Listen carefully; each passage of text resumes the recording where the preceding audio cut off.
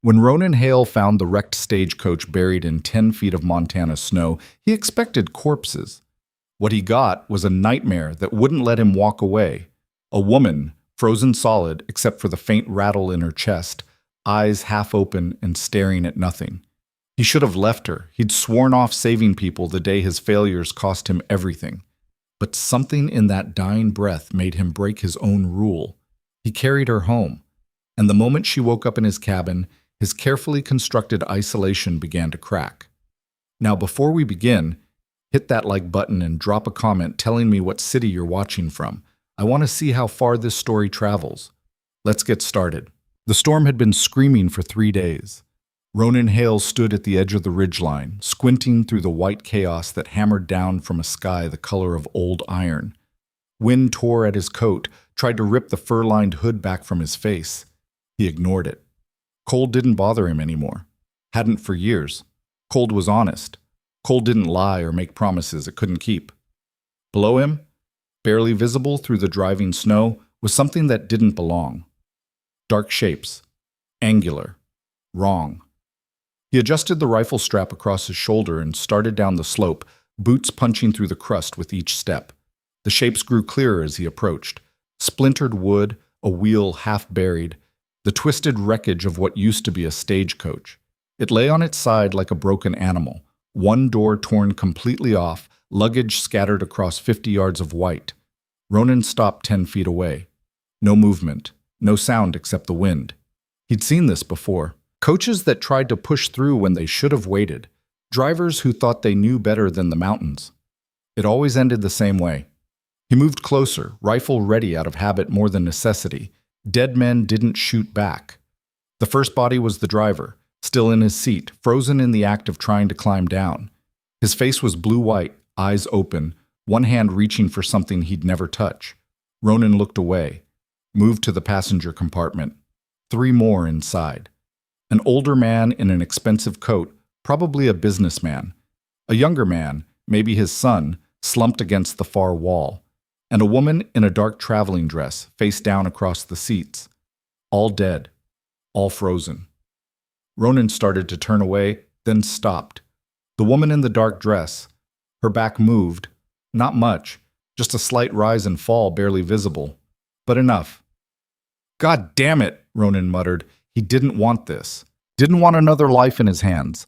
Another person depending on him to make the right call. He'd made enough wrong ones to last 10 lifetimes. But he couldn't walk away from a breath. He climbed into the wreckage, wood groaning under his weight, got his hands under her shoulders and pulled her up, and nearly dropped her in surprise. She was bigger than he'd thought. Solid. Heavy in a way that had nothing to do with death, and everything to do with the fact that she was a full-grown woman built for living, not the frail society type he'd half expected. Her face was pale, lips nearly blue, ice crystals in her dark hair, but her chest rose again, shallow, stuttering, but there.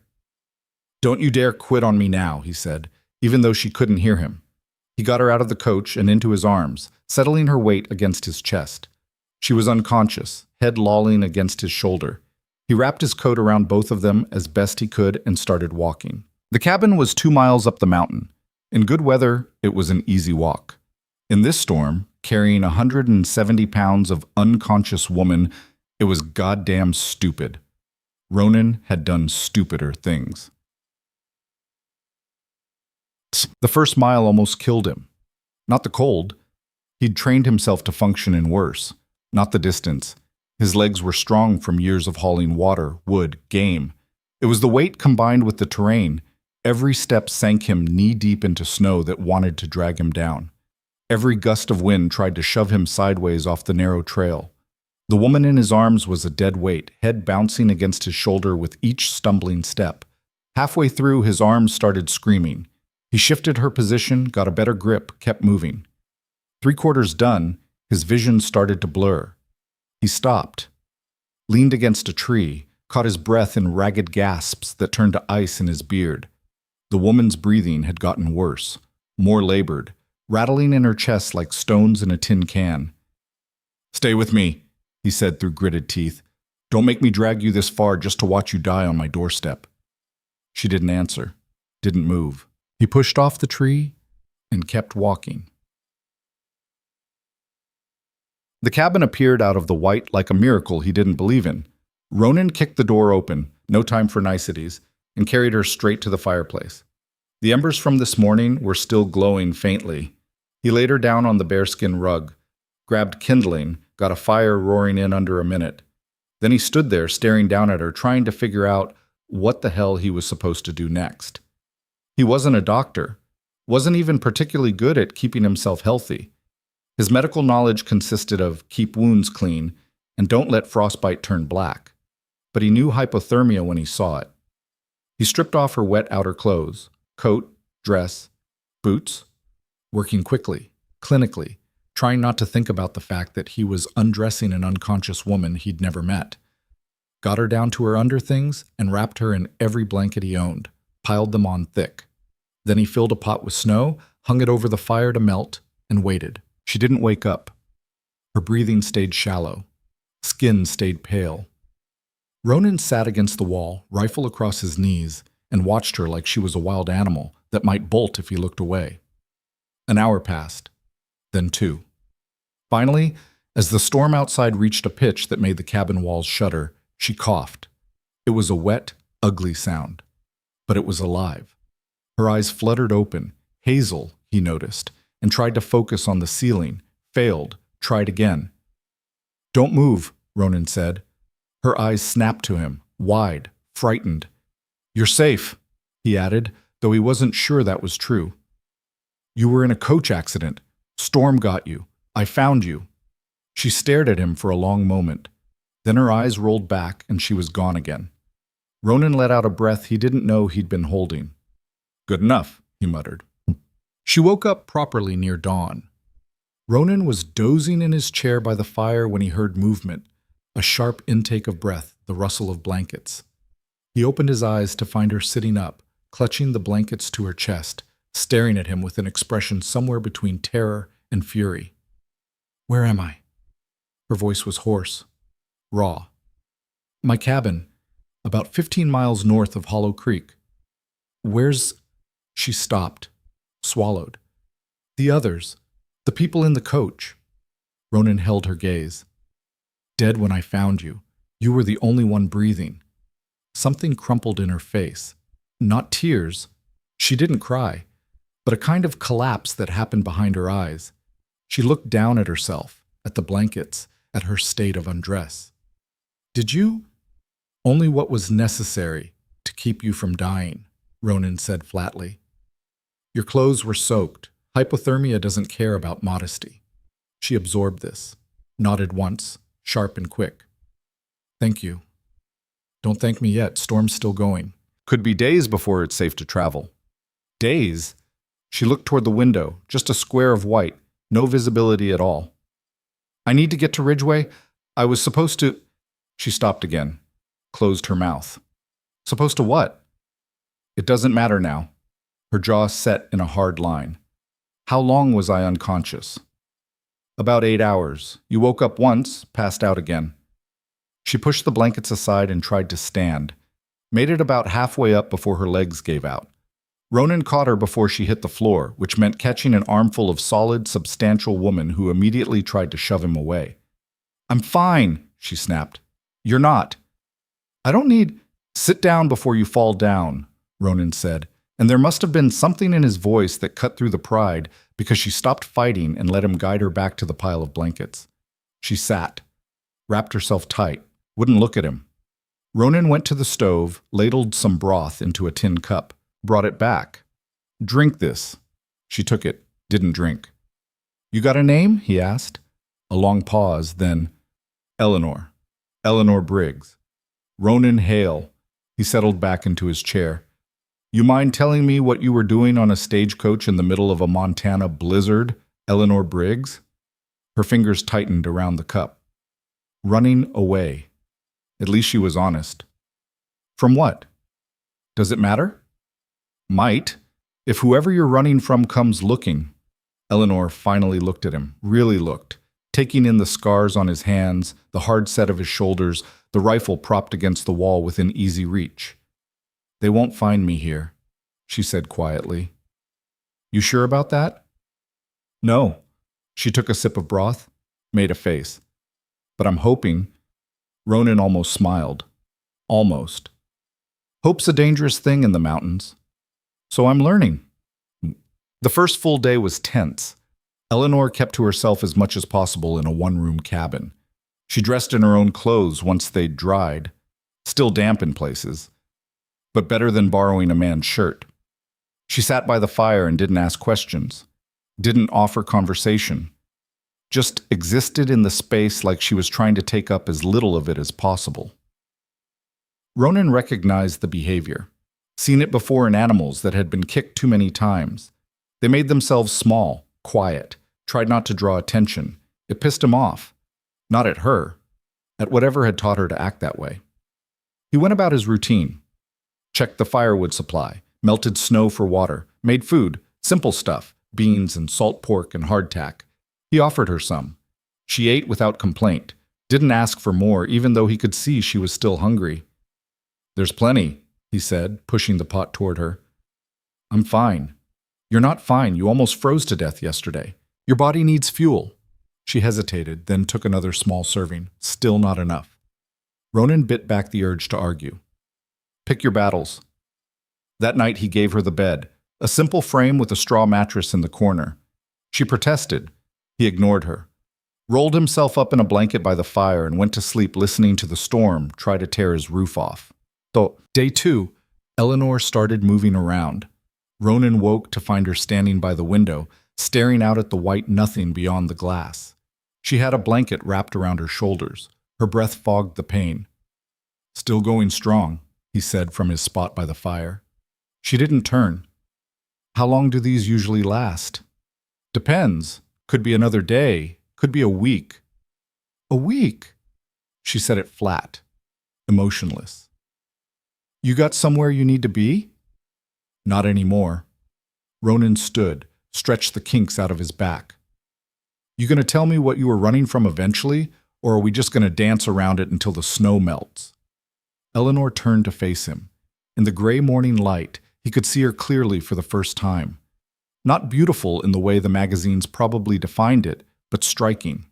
Strong features, eyes that had seen things and decided to keep looking anyway. I was engaged, she said, to a man I'd never met. My father's business partner. It was arranged. A transaction. And you didn't want to be sold. No. She pulled the blanket tighter. But it wasn't just that. Malcolm, the man, he made it very clear what he expected. What I was to him. A possession. Something to own and display and use as he saw fit. Her voice stayed level, cold. So when the opportunity came to leave, I took it. The stagecoach. I told them I was visiting family in Ridgeway, paid for my own ticket, packed one bag, and left. She looked back out the window. I thought if I could just get far enough away, start over somewhere he couldn't find me. She stopped, laughed, but there was no humor in it. Didn't account for the weather. Ronan absorbed this. He the type to come after you? Yes. The type to get violent about it? Eleanor met his eyes. He broke my friend's arm once for serving him lukewarm tea. So yes. Good to know. She frowned. Why good? Because if he shows up here, I won't feel bad about shooting him. For the first time since she'd woken up, Eleanor smiled. It was small, barely there, but real. Day 3, the storm started to break. Not completely. The wind still howled, snow still fell in sheets, but the worst of it had passed. The kind of fury that could bury a man in minutes had faded to something merely dangerous instead of suicidal. Eleanor noticed the change immediately. It's quieter, she said over breakfast. More beans, this time with some dried apples Ronan had pulled from his stores.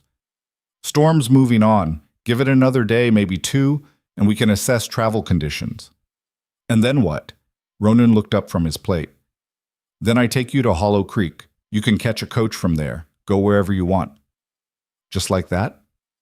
Just like that. She studied him. You don't want anything in return? Like what? I don't know. Money, gratitude, some kind of... She gestured vaguely.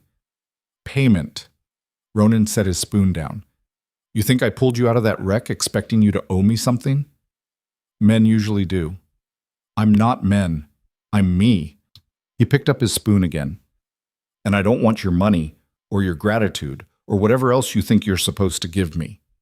You don't owe me a goddamn thing. Eleanor stared at him like he'd started speaking a different language. Why? She finally asked.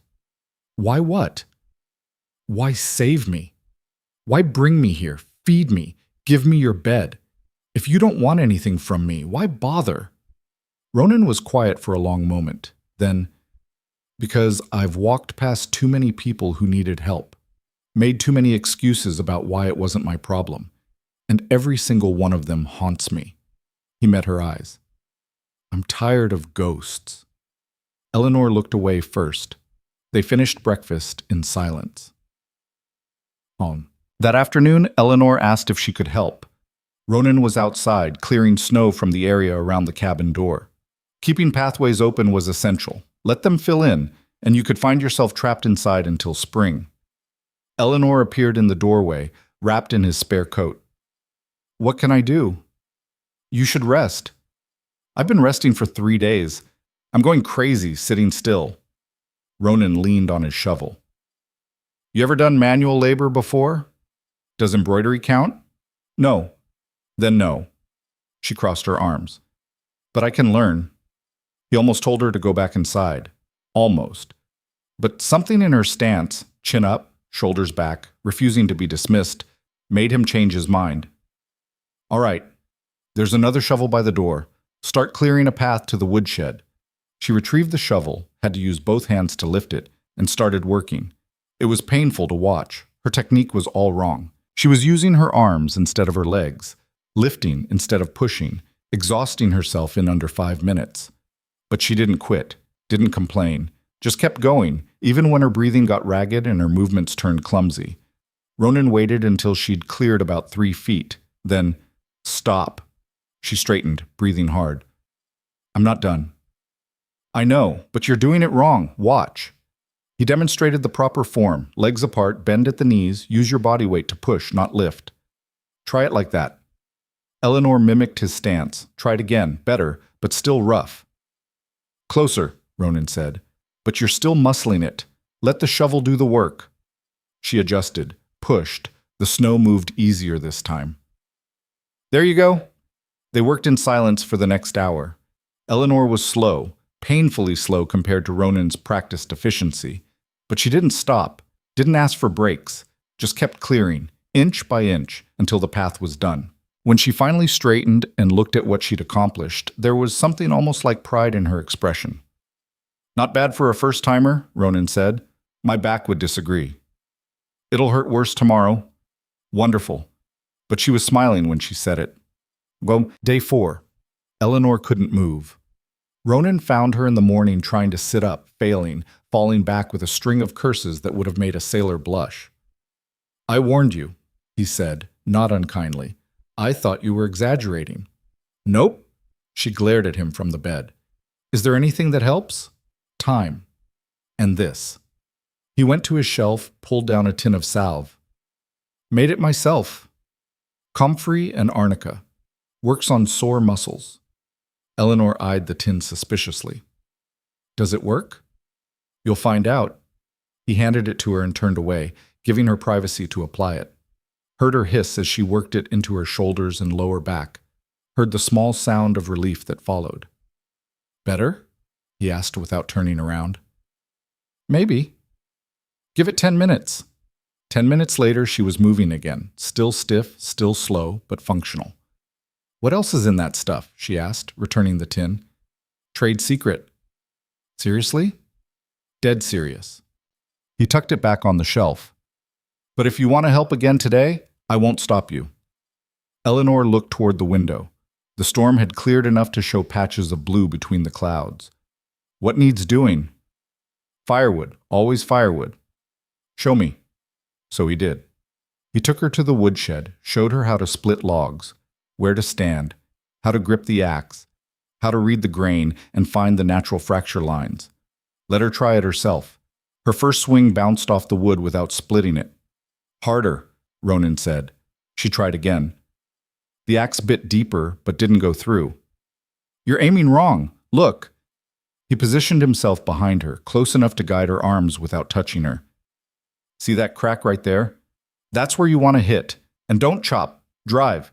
Like you're trying to bury the blade 6 inches into the ground on the other side. Eleanor nodded, set up, swung. The log split clean in two. She stared at it like she'd just performed magic. There you go, Ronan said, stepping back. Do that about 100 more times and we'll have enough for the week. 100? Give or take. She picked up another log, set it on the stump, raised the axe. By the time the sun started setting, she'd split 40. Her hands were blistered, her shoulders were screaming, but every piece of wood in that pile was hers. Ronan didn't tell her she'd done good. He didn't have to. Day 5, they had their first real conversation. It happened over dinner, venison stew made from meat Ronan had smoked last fall. Eleanor was eating like she'd finally accepted that there was enough food, that taking more wasn't a sin. Where did you learn all this? She asked, gesturing vaguely at the cabin. The hunting, the building, the medicine. Bits and pieces. My father taught me some. The rest I picked up along the way. What did your father do? Trapper. Spent most of his life in the mountains. Died out here too. I'm sorry. Ronan shrugged. He died doing what he loved. Can't ask for much more than that. Eleanor was quiet for a moment. Then, what about you? You love it out here? Love's a strong word. What word would you use? He thought about it. Necessary. Why? Because I'm not good with people. Never have been. Out here, that doesn't matter. The mountains don't care if you're charming or polite. They just care if you're smart enough to survive them. And you are. So far? Eleanor set down her spoon. Can I ask you something personal? You can ask. Doesn't mean I'll answer. Why do you live alone? Really? Ronan was silent for a long time, long enough that Eleanor started to think he wasn't going to answer at all. Then, I was a soldier, long time ago. Led a patrol into hostile territory. Made a call that got 3 of my men killed. He stared into the fire. After that, I figured I'd caused enough damage. Decided the safest thing was to stop being around people who might rely on me. That wasn't your fault, wasn't it? Were you trying to get them killed? Of course not. Then it wasn't your fault. It was war. People die in war. They died because I made a mistake. And you've been punishing yourself ever since. Eleanor's voice was soft but firm. Hiding up here, refusing to let anyone close. That's not atonement, Ronan. That's just slow suicide.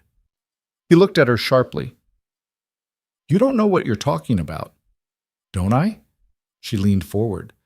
I spent 26 years living in a world that told me I wasn't good enough. Too big. Too plain. Too much in all the wrong ways. I let them make me small. Let them convince me that I should be grateful for whatever scraps of attention they threw my way. And when Malcolm came along, this rich, important man willing to overlook my obvious flaws, I almost said yes. Almost let them sell me because I believed that was all I deserved. She held his gaze. But then I realized something. The only person who can make you small is you. Everyone else just offers suggestions. Ronan stared at her. Eleanor sat back. So yeah, I think I know exactly what I'm talking about. For the first time in 8 years, Ronan laughed. Not a chuckle or a snort. A real laugh. Full and surprised and completely genuine. Eleanor smiled. What's funny? You are. Most people tiptoe around me. You just kick the door down. I'm told I lack subtlety. I'm starting to think that's a virtue. They finished dinner in comfortable silence. Day 6, the sun came out. Eleanor woke to light streaming through the window. Actual sunlight, golden and warm. She sat up, wincing at the soreness in her muscles, and looked outside. The world was white, blinding, beautiful. Storm's over, Ronan said from the stove. He was making coffee, real coffee, which he'd been saving for a special occasion. Apparently this qualified. Does that mean we can leave? Means we can try. Ground's still unstable. Avalanche risk is high. But if we take it slow, we should be able to make it to Hollow Creek by tomorrow. Tomorrow? Eleanor should have felt relieved, should have felt eager to get back to civilization, to start her new life, to put this whole nightmare behind her. Instead, she felt something uncomfortably close to disappointment. "What will you do?" she asked. "After you drop me off?" "Come back here, same as always." "Alone?" "That's the idea." Eleanor wrapped her arms around herself. "Don't you ever get lonely?" Ronan poured coffee into 2 cups, brought one to her. "Lonely's better than guilty." "I don't think it is." He didn't argue, just sipped his coffee and looked out the window at the white expanse beyond. "We should get moving soon," he said finally. "Get as much distance as we can before dark." Eleanor nodded. They packed light, 1 bag between them with food and basic supplies.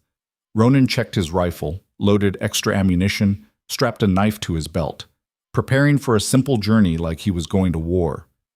Eleanor watched him. "You expecting trouble?" "Always." "Is it that dangerous?" "The mountains are. The people sometimes are, too." He looked at her. "You said Malcolm was the type to come after you. If he's been tracking the coach routes, there's a chance he knows you were on that one. Might have heard about the wreck." "And if he did?" "Then he might be waiting in Hollow Creek." Eleanor's stomach dropped. "You think he's already there?" "I think we need to be ready in case he is us." They left at midday. The journey down the mountain was treacherous.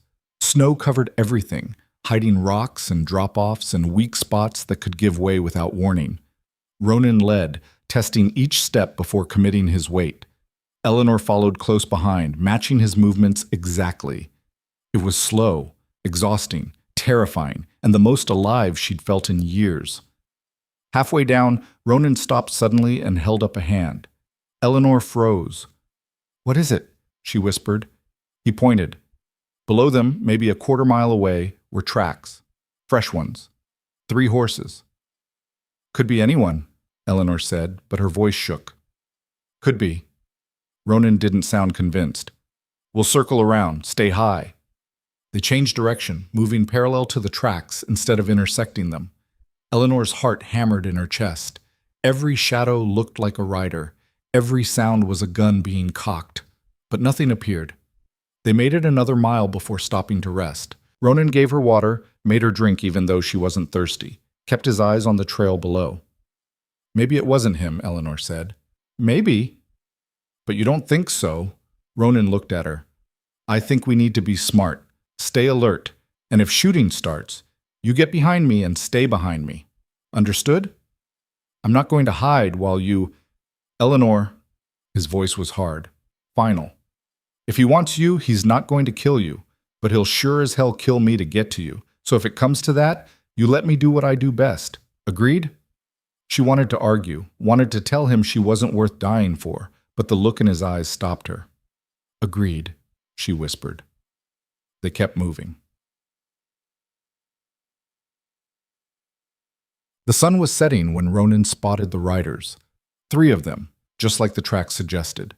They were below, moving along the main trail toward Hollow Creek, too far away to make out faces, but close enough to be a problem. Ronan pulled Eleanor behind an outcropping of rock. "Stay quiet." They watched as the riders passed below, watched as they stopped, dismounted, examined something on the ground. The tracks Eleanor and Ronan had left an hour ago. One of the riders, tall, broad-shouldered, dressed in expensive clothes that looked ridiculous in the wilderness, pointed up the mountain, said something to the others. Eleanor's breath stopped. "Malcolm," she breathed. Ronan's jaw tightened. "You're sure?" "I'd know him anywhere." The riders mounted up, started climbing toward them. "Move," Ronan said. "Now!" They ran. Not down. There was no way to outrun horses going downhill. Up, deeper into the rocks, where horses couldn't follow easily, where the terrain would favor people on foot. Behind them, Eleanor heard shouting, heard the crack of branches as the riders tried to force their way through. Ronan pulled her into a narrow crevice between 2 massive boulders. They pressed themselves against the stone, breathing hard, listening. Hoofbeats. Getting closer. Then Malcolm's voice, clear and sharp. "Eleanor, I know you're up there. Stop this foolishness and come down." Eleanor's whole body tensed. Ronan put a hand on her shoulder, shook his head slightly. Don't respond. Eleanor, Malcolm again, closer now. You've caused enough trouble. Come with me now, and we'll forget this ever happened. Still she stayed silent. Then, if you don't come down, I'll burn every building in Hollow Creek until someone tells me where you are. Is that what you want? Eleanor moved. Ronan caught her arm. Don't. He'll do it, she whispered. He'll hurt people to get to me. He's bluffing. He's not. They stared at each other. Ronan saw the truth in her eyes. She believed every word Malcolm had said, had probably seen him make good on similar threats before. There has to be another way, he said. There isn't. Eleanor.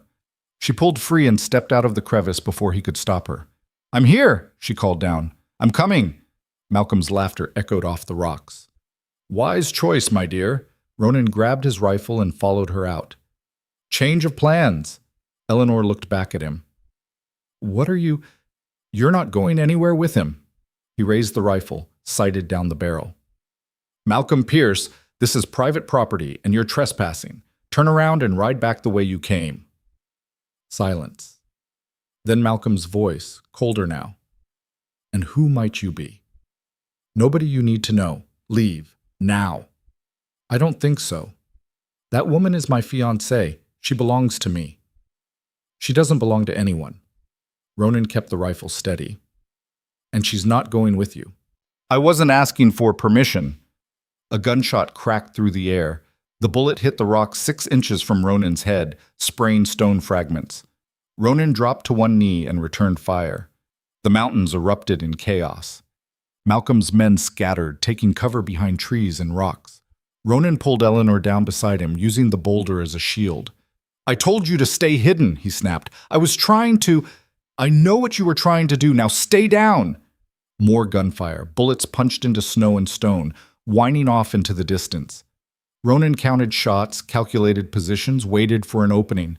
There, one of Malcolm's men leaning out too far. Ronan fired. The man yelped and ducked back, clutching his shoulder. 2 left. Ronan ejected the spent cartridge, loaded another. Stay behind me. But Eleanor wasn't behind him anymore. She'd crawled to the side, was reaching for a fallen rifle one of the riders must have dropped earlier. Her hands were shaking so hard she could barely grip it.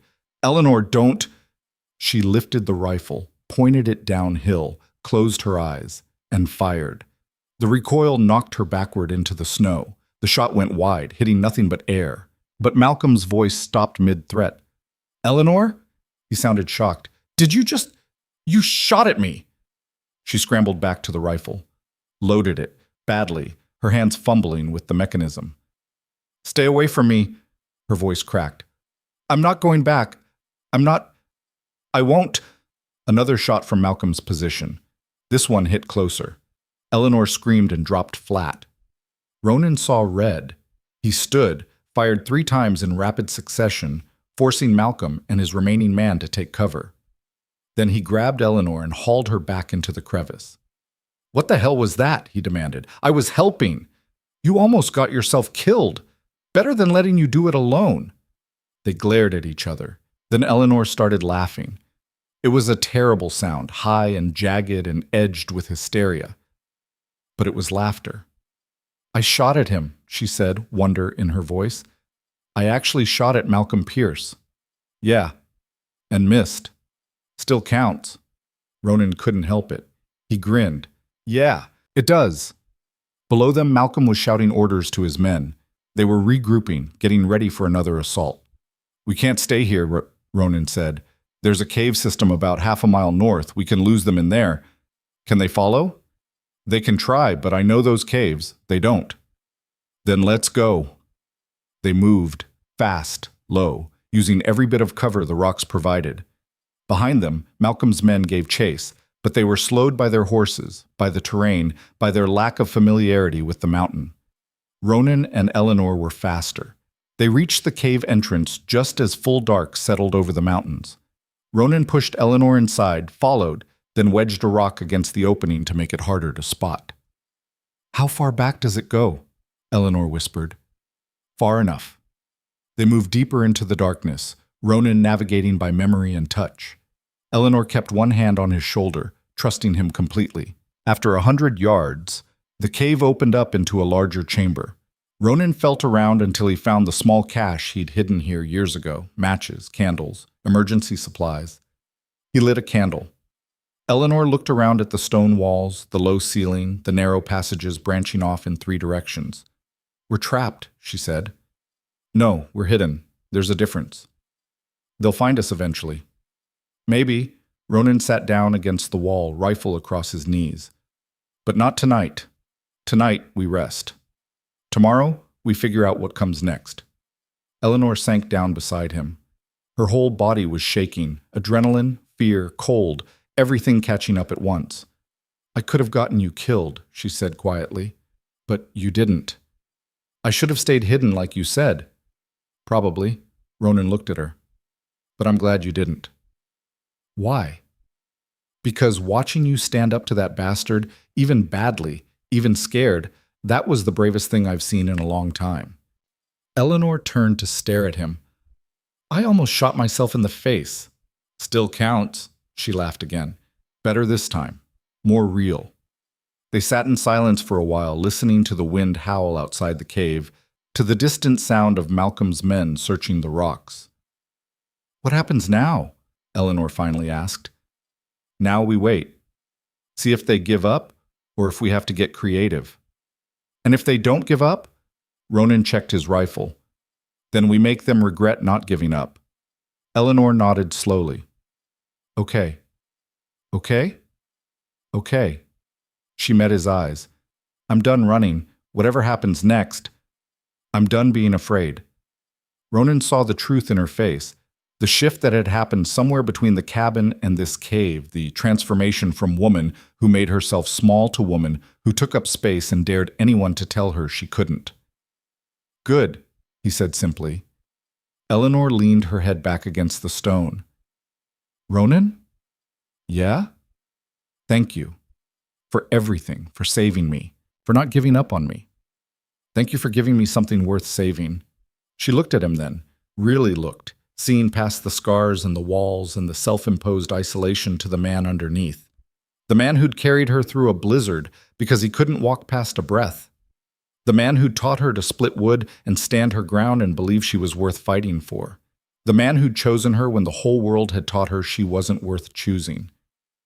"We're going to make it through this," she said. "Yeah." Ronan allowed himself a small smile. "We are." Outside, the wind screamed. Inside, for the first time in 8 years, Ronan Hale didn't feel quite so alone, and Eleanor Briggs, the woman who'd been running from the world, finally stopped running and turned to face it head-on. The storm wasn't over, but they'd weather it together. The candle burned low, casting shadows that danced across the cave walls like restless spirits. Eleanor watched the flame flicker and tried to remember the last time she'd felt this awake, this present.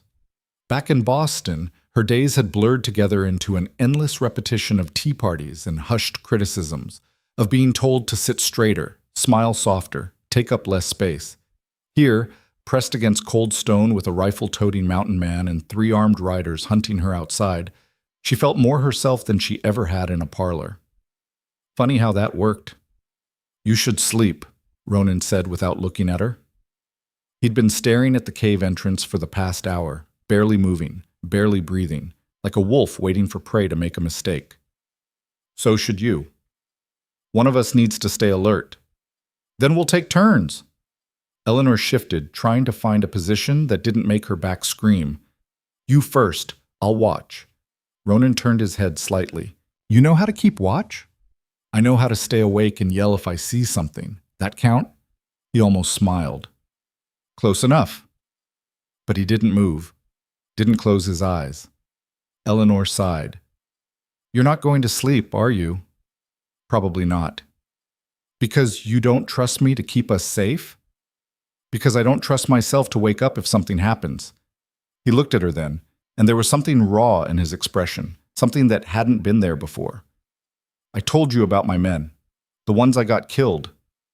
I remember. What I didn't tell you was that it happened because I fell asleep. We were supposed to be on watch rotation. I took first shift, Told myself I'd just rest my eyes for a minute. His jaw tightened. Woke up to gunfire. By the time I got my rifle up, 3 of them were already down. Eleanor felt something twist in her chest. That wasn't... Don't say it wasn't my fault. It was. I made the call to camp there. I made the call to rest. I made every wrong choice that night, and they paid for it.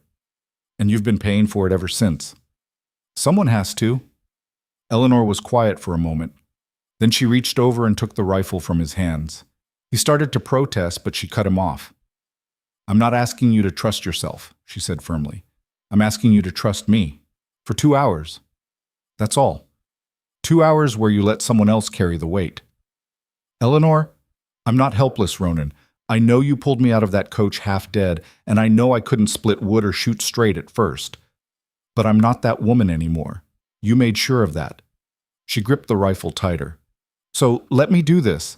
Let me prove I'm not just something you have to protect. He studied her face in the candlelight, looking for doubt, probably, for fear, for any sign that she didn't mean it. He didn't find any. 2 hours, he said finally. Then you wake me. No exceptions. No exceptions. Ronan settled back against the wall, pulled his coat tighter, and closed his eyes. Eleanor watched as the tension slowly, so slowly, drained from his shoulders, as his breathing deepened, as sleep finally dragged him under.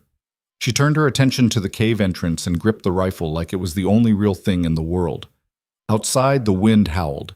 Inside, Eleanor Briggs stood watch over a man who'd saved her life, and she didn't feel scared at all. The 2 hours stretched into 3 before she woke him. Not because she couldn't stay alert, she could have managed another hour easily, but because she'd noticed the way his hand kept twitching in his sleep, reaching for a weapon that wasn't there. Whatever he was dreaming about, it wasn't peaceful. Ronan. She shook his shoulder gently. Time's up. He came awake instantly, hand going to his knife before his eyes were fully open, saw her, recognized where he was, relaxed by degrees. Anything happen? I heard them searching about an hour ago. They passed the entrance twice but didn't come in. I think they're setting up camp somewhere down the mountain. Smart. He rubbed his face, working feeling back into muscles that had gone stiff. They know we can't stay in here forever. They're planning to wait us out. Can we outlast them? Depends on how patient they are, and how much Malcolm wants you back. Eleanor thought about the man she'd been promised to, thought about the way he'd looked at her during their one and only meeting before she'd run, like she was a prize horse he was considering purchasing, evaluating her teeth, her build, her potential usefulness. He'll wait as long as it takes, she said quietly. This isn't about me anymore. It's about the fact that I said no, that I ran. Men like Malcolm don't accept that. Then we don't give him a choice. Ronan stood, stretched the kinks out of his spine. There's another way out of these caves. Comes out about a mile north, near Blackwater Ridge. We can slip out at dawn, work our way around them, make for Hollow Creek from the east. And if they catch us in the open, then we make sure they don't. Eleanor handed back the rifle. You make it sound simple. It's not, but it's doable. He checked the weapon, counted his remaining ammunition. We've got maybe 10 rounds left. Enough for a fight if we're smart about it. Not enough for a prolonged engagement. So we avoid a fight. That's the idea. Eleanor pulled her coat tighter. The cave had gotten colder as the night wore on, frost forming on the walls near the entrance. What happens when we get to Hollow Creek, assuming we make it? You get on a coach, head somewhere Malcolm can't follow. Just like that? Just like that. She wanted to ask what would happen to him, whether he'd go back to his cabin and his solitude and his slow suicide by isolation, but she didn't, because she already knew the answer, and hearing it out loud would make it real. Instead, she said, "Tell me about Blackwater Ridge." Ronan glanced at her. Why? Because I want to know what I'm walking into, and because talking helps me stay calm. He was quiet for a moment, then, it's a narrow pass between 2 peaks. Used to be a mining route back in the gold rush days. Now it's mostly abandoned. Treacherous in winter, lot of rock falls, unstable snow, but it's the fastest way to loop around and come at Hollow Creek from the blind side. Sounds dangerous. Everything worth doing usually is. Eleanor almost laughed. Is that your life philosophy? Don't have a philosophy, just experience. They lapsed into silence after that. Eleanor dozed fitfully, jerking awake at every sound, every shift in the wind. Ronan kept watch, motionless as the stone around them. Dawn came gray and cold. They packed up the small cache, what little remained of it, and prepared to move. Ronan led the way deeper into the cave system, navigating by memory through passages so narrow they had to turn sideways to squeeze through. Eleanor followed, one hand on his shoulder, trying not to think about the thousands of tons of rock above her head. After what felt like hours, but was probably only 20 minutes, she saw light ahead, not the warm glow of sunrise. The pale, thin light of early morning filtered through snow and ice. Ronan stopped at the exit, a crack in the rock face barely wide enough for a person to slip through. He peered out, checking the terrain, looking for movement. Clear, he whispered. But we move fast and we move quiet. Understand? Eleanor nodded. They emerged into a world transformed by night. The storm's aftermath had sculpted the landscape into something alien and beautiful and utterly hostile. Snowdrifts 20 feet high, trees bent double under the weight of ice, and everywhere that terrible silence that came when nature held its breath. Ronan set a brutal pace. They climbed over rocks, slid down embankments, waded through snow that came up to their knees. Eleanor's lungs burned, her legs screamed, but she kept moving, kept pushing, because stopping meant dying and she was done with dying. They'd made it maybe half a mile when Ronan stopped suddenly and dropped into a crouch. Eleanor hit the ground beside him. What? He pointed. Below them, moving through the trees, was one of Malcolm's men, alone, searching. He's separated from the others, Ronan breathed, probably trying to cover more ground. What do we do? Ronan's hand went to his knife. We make sure he doesn't report back. Eleanor's stomach twisted. She knew what he meant. Knew what was about to happen. And some small, civilized part of her wanted to protest, wanted to say there had to be another way. But the bigger part, the part that had been born in that frozen coach and tempered in Ronan's cabin, knew better. I'll distract him, she whispered. You come from behind. Ronan looked at her sharply. No. It's the only way. If we both try to sneak up, he'll hear us. But if I make noise, draw his attention, he could shoot you. He won't. Malcolm wants me alive, remember? His men have orders not to harm me. She met Ronan's eyes. But they don't have orders about you. He didn't like it. That much was clear. But he also couldn't argue with the logic. Stay in cover, he said finally. Don't get close. Just make noise and move the second he looks at you. Understood? Understood. Eleanor circled wide while Ronan moved into position. Her heart hammered so hard she thought it might crack a rib. This was insane. This was suicide. This was... She stepped on a branch. It cracked like a gunshot.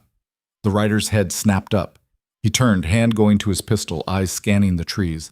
Eleanor stepped out where he could see her. Looking for me? She called, and her voice only shook a little. The man's eyes widened. Miss Briggs! Thank heavens! We've been searching all night. Save it, Eleanor interrupted. She took a step back, drawing him forward. I'm not going with you. Miss Briggs, please be reasonable.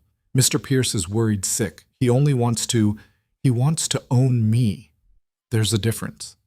The man dismounted, hands spread in what was probably supposed to be a calming gesture. Now, let's not be dramatic. Mr. Pierce is a good man. He can provide for you, protect you. I don't need his protection.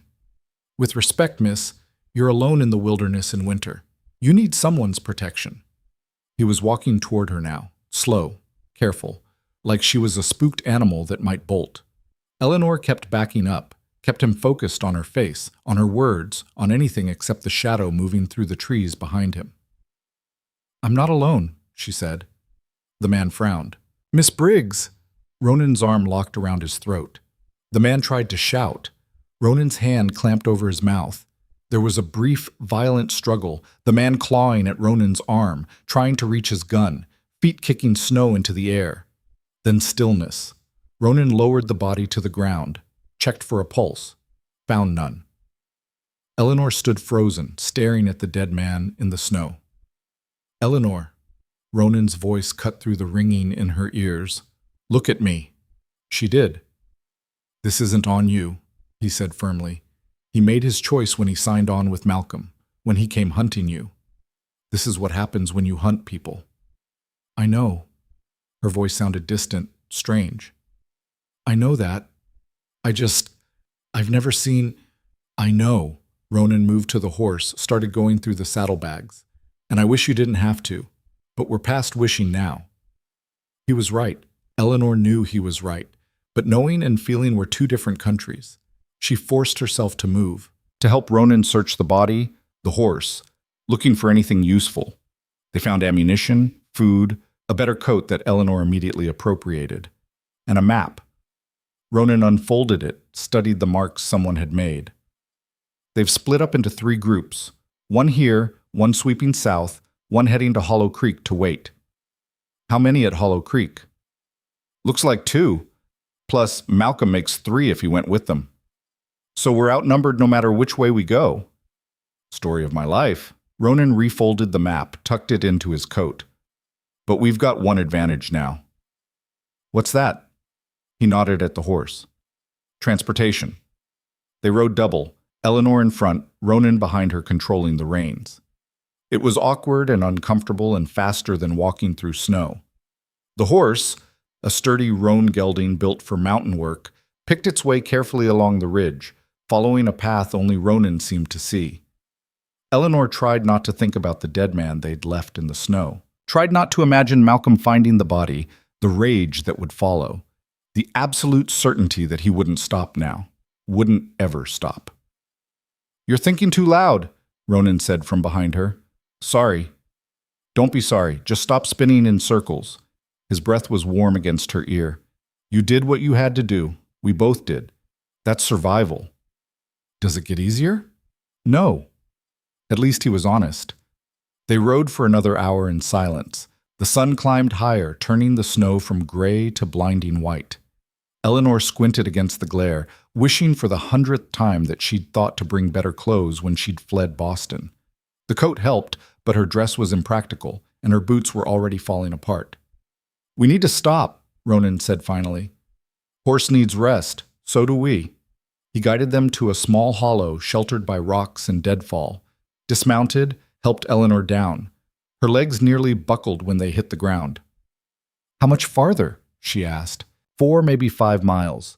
We'll approach from the northeast, stay in the tree line until we can see the town, figure out where Malcolm's positioned his men. And then? Then we get creative." Eleanor sat on a fallen log while Ronan tended the horse. Her body ached in places she didn't know could ache. Her hands were raw despite the gloves. Her face felt like someone had scrubbed it with sandpaper. She'd never felt more capable in her life. "Can I ask you something?" she said. Ronan glanced up from checking the horse's hooves. "Shoot." "Why did you really save me?" The truth this time, not the easy answer. He was quiet for a long moment, then he straightened, met her eyes. "Because when I found you in that coach, you were still fighting, unconscious, half frozen, barely alive. And you were still fighting. I could see it in the way your hands were clenched, the way your jaw was set." He stepped closer. "Everyone else had given up. But you hadn't, and I thought—" He stopped, started again. "I thought maybe if someone like that could keep fighting, maybe I could too." Eleanor felt something crack open in her chest, something that had been locked tight for so long she'd forgotten it was there. "I wasn't fighting," she said quietly. "I was terrified. I'd run away from the only life I knew, with no plan, no money, nowhere to go. I was the opposite of brave. Bravery isn't not being scared, it's being scared and doing it anyway." Ronan's expression softened slightly. "You left everything because it was killing you slowly. You chose the unknown over the unbearable. That's not cowardice, Eleanor. That's the bravest thing there is." She looked at him, this hard, scarred man who'd built walls so high he couldn't see over them anymore. This man who'd carried her through a blizzard and taught her to split wood and killed for her without hesitation. This man who saw her as brave when she'd spent her whole life being told she was too much and not enough all at once. "We're a pair, aren't we?" she said. "Two broken people pretending we're not." "Maybe, Or maybe we're two people who got broken and decided that didn't mean we had to stay that way. Eleanor smiled. When did you get philosophical? Must be your bad influence. They shared a look that lasted a beat too long. Then Ronan cleared his throat and turned back to the horse. We should move soon, he said. Sun's getting high. Harder to approach unseen in full daylight. Right. Eleanor stood, brushed snow off her coat. Let's finish this. They mounted up and rode toward Hollow Creek. The town appeared through the trees like something from a fever dream, a scatter of wooden buildings huddled together against the cold, smoke rising from chimneys, the distant sound of hammers and voices. Civilization. The thing Eleanor had been running toward. It looked impossibly fragile. Ronan pulled the horse up at the tree line and dismounted. Pulled out a small spyglass Eleanor hadn't known he had and studied the town carefully. There, he said finally, handing her the glass. 2:00. Man with a gray coat near the general store. Eleanor looked, spotted him. One of Malcolm's riders, pretending to browse merchandise while his eyes scanned every woman who passed. And there, Ronan pointed, livery stable, another one. She found the second man, younger, fidgeting, not as good at looking casual. I don't see Malcolm. He's probably inside somewhere. Hotel, maybe. Waiting for word. Ronan took back the spyglass. Which means we need a different plan. We could circle around, come in from the south. They'd still spot us eventually. Town's too small to hide in. Eleanor bit her lip, thinking. Then, what if they weren't looking for two people? Ronan glanced at her. What are you thinking? You said Malcolm wants me alive. His men have orders not to harm me. Eleanor. So I walk in, alone, draw them out into the open. Absolutely not. It's the only way to... I said no. Ronan's voice went hard. Final. I'm not using you as bait. You're not using me. I'm volunteering. Same difference. It's not. Eleanor grabbed his arm, forced him to look at her. Listen to me. Those men are watching for a woman trying to sneak into town. They're watching for someone scared, hiding, desperate. They're not watching for someone who walks right up to them. Because that would be insane. Exactly. She could see the idea taking shape even as she spoke it. I go in like I've been wandering lost. Tell them you abandoned me, that I managed to escape. They'll take me to Malcolm, and when they do, you'll be surrounded by armed men with no way out. Unless you're already in position. Ronan stared at her. You're serious. Completely. This is a terrible plan. You have a better one? He didn't. They both knew it. Ronan turned away, paced 3 steps, paced back. Ran his hand through his hair in the first gesture of agitation Eleanor had seen from him. If this goes wrong, he started, then we improvise. Like we've been doing since the moment you found me. Eleanor, I trust you. She said it simple, direct. I trust you to be where you need to be when I need you, so trust me to do this. He looked at her for a long time. Then, slowly, he nodded. All right, but we do this smart. You go in from the east side, make your approach obvious. I'll work my way to the hotel, get a position on the 2nd floor. When Malcolm shows himself, I'll have a clear shot. You're going to kill him? If I have to. Eleanor thought about that, about Malcolm dead in the street, about the consequences that would follow, about the fact that she should probably feel something other than relief at the prospect. She didn't. All right, she said. Let's do it. They spent the next 20 minutes preparing. Ronan gave her his knife, small enough to hide in her boot, showed her exactly where to walk, where to pause, how to position herself so Malcolm would have to come out into the open to reach her. And if shooting starts, she asked, you run, straight to the church at the north end of town. There's a back door. Get inside, bar it, wait for me. What if you don't come? I'll come. The certainty in his voice almost made her believe it. They reached the edge of town just after noon. Ronan squeezed her hand once, brief, hard, and disappeared into the alleys between buildings. Eleanor took a deep breath. Then she walked into Hollow Creek like she owned it. The first person to spot her was a woman carrying groceries. She stopped, stared, clearly trying to figure out if Eleanor was real or a ghost. Excuse me, Eleanor called, loud enough to carry. Can you tell me where I might find the sheriff? The woman's mouth opened, closed, opened again. Did you? I was in a stagecoach accident north of here. I've been wandering for days. Please, I need help. That got attention. Within minutes, a small crowd had gathered, people asking questions, offering blankets, bringing water. Eleanor played her part perfectly, confused, exhausted, grateful. Let them guide her toward the center of town, and watched as both of Malcolm's men broke from their positions and started moving toward her. This was it. The younger one reached her first. Miss Briggs? Eleanor turned, arranged her face into surprise. I'm sorry, do I know you? I'm with Mr. Pierce, miss. He's been looking for you. Are you all right? Mr. Pierce, She let confusion color her voice. What's he doing here? He tracked the coach route when he heard about the accident. He's been so worried. Where is he? The man gestured toward the hotel. He's resting, but I can take you to... No need. Malcolm's voice cut through the crowd like a knife. Eleanor turned, and there he was. Malcolm Pierce in the flesh. Tall, handsome in that polished way wealthy men often were, dressed like he was attending a society function instead of standing in a frontier town. His smile was warm. His eyes were ice. Eleanor, my dear, thank heavens you're safe.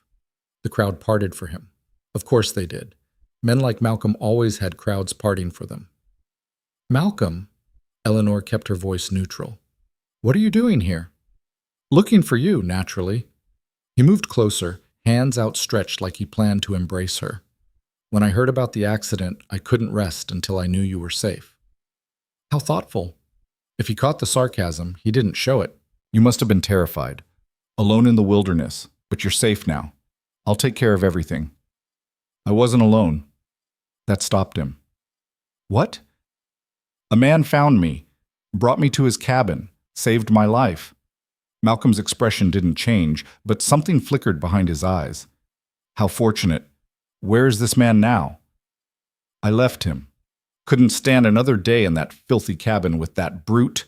She let disgust creep into her voice. He was unpleasant. I see. Malcolm's smile returned. Well, you're safe now. That's all that matters. Come, let's get you somewhere warm. We can discuss our wedding plans. Our what? Wedding plans, my dear. Or had you forgotten? You agreed to be my wife. I agreed to nothing. My father agreed. Same thing. The crowd was watching now, listening. Eleanor could feel their eyes, their judgment, their assumptions about who she was and what she owed. She didn't care. It's not the same thing, Malcolm, and I'm not going with you. His smile finally cracked. Eleanor, don't be difficult. I'm being honest, there's a difference. You're being foolish. You have no money, no family here, no prospects. You need me. No, Eleanor said clearly. I don't. Malcolm's hand shot out and grabbed her arm, hard enough to bruise. You ungrateful little... The crack of a rifle split the air. Snow erupted 6 inches from Malcolm's boot. He froze. Everyone froze. Eleanor looked up and saw Ronan in the hotel's second-floor window, rifle trained on Malcolm's head. Let her go, Ronan's voice carried across the street, calm, cold, absolutely certain. Malcolm's fingers tightened on Eleanor's arm. This doesn't concern you. She's standing there because I told her to, so yeah, it concerns me. She's my fiancée. She's her own person, and she told you no. So let her go or the next shot goes through your skull instead of the snow. Malcolm's men reached for their guns. Another shot. This one hit the older man's holster, tore it clean off his belt. Don't, Ronan said. You're not fast enough. The street descended into chaos. People screaming, running for cover. Malcolm's men frozen in place. Malcolm himself trying to drag Eleanor toward the alley while using her as a shield. Eleanor didn't think. She drove her elbow into his ribs, stomped on his instep, and when his grip loosened, she pulled the knife from her boot and put it against his throat. I said no, she hissed. Malcolm went very still. The street went silent. Eleanor stood there, knife at the throat of one of Boston's most powerful men, and felt absolutely nothing but cold certainty. "You're going to let me go," she said quietly. "You're going to get on your horse, ride back to Boston, and forget I exist. Because if you don't, I will make sure everyone knows exactly what kind of man you are. The kind who breaks women's arms for serving cold tea. The kind who treats people like property. The kind who hunts scared women through the wilderness like animals. You have no proof. I don't need proof. I just need to talk." She pressed the knife a fraction harder. "And I will talk, Malcolm. To every newspaper, every society matron, every business partner you have, I will ruin you. You wouldn't dare. Try me." They locked eyes. Eleanor saw the moment he realized she meant it, saw the calculation, the reassessment, the cold understanding that she wasn't the meek girl he'd thought he was purchasing. "This isn't over," he said. "Yes," Eleanor said. "It is." She shoved him away and ran, straight for the church, just like Ronan had told her. Behind her, gunfire erupted, Ronan covering her escape, Malcolm's men scrambling for weapons. She didn't look back, just ran, boots pounding frozen ground, breath tearing from her lungs. The church door was unlocked. She burst through, slammed it behind her, through the bar, and collapsed against the wall, knife still clutched in her shaking hand, trying to remember how to breathe. Outside, the shooting stopped. Silence. Then footsteps. Eleanor raised the knife, ready to fight, ready to... "It's me!" "Ronan." She opened the door and he slipped inside, blood on his sleeve but otherwise intact. "Are you hurt?" she asked. "Just a graze." "You?" "No." She looked down at the knife, at her hand. Both were steady now. "I held a knife to his throat. I saw. I would have used it." "I know." Eleanor looked up at him. "I'm not sorry." "Good." Ronan moved to the window, checked the street. "Malcolm and his men are clearing out, heading south. They won't come back." "How can you be sure?" "Because you made him understand something important." He turned to face her. "That you're not worth the trouble. That you'll fight, and you'll cost him more than you're worth to own." Eleanor absorbed this. "So I'm free." "You're free." She waited for relief to come, for joy, for something other than this strange, hollow exhaustion. Instead, she just felt tired. "What now?" she asked. Ronan was quiet for a moment, then, "Now you get on a coach. Go somewhere safe, start over." "What about you?" "I go back to my cabin. Alone." "That's the plan." Eleanor looked at him. This man who'd saved her, taught her, fought for her. This man who was already building his walls back up, already retreating into the isolation that was slowly killing him. "That's a terrible plan," she said. Ronan almost smiled. "Yeah, it is." They stood in the church, snow falling outside, the future uncertain and terrifying and wide open. And Eleanor realized she'd already made her choice. She didn't get on the coach. The decision wasn't dramatic, wasn't accompanied by thunder or revelation or any of the things she'd been taught signaled important moments. She just woke up the next morning in the boarding house room the townspeople had arranged for her, looked at the ticket to Denver sitting on the small table, and knew she wasn't going to use it. Ronan had already left. She'd watched him ride out at dawn from her window, headed back toward his mountain. He hadn't said goodbye, hadn't even looked back, just mounted that borrowed horse and disappeared into the tree line like he'd never been there at all, like the past week had been something he could just walk away from. Eleanor dressed slowly, working through the soreness that still lived in her muscles. Her hands were calloused now. Her face had color from windburn and sun. When she looked in the small mirror above the wash basin, she barely recognized herself. The woman looking back wasn't the one who'd left Boston. That woman was gone. Dead, maybe. Frozen in that coach with the others. This woman was someone new. Someone who'd held a knife to a man's throat and meant it.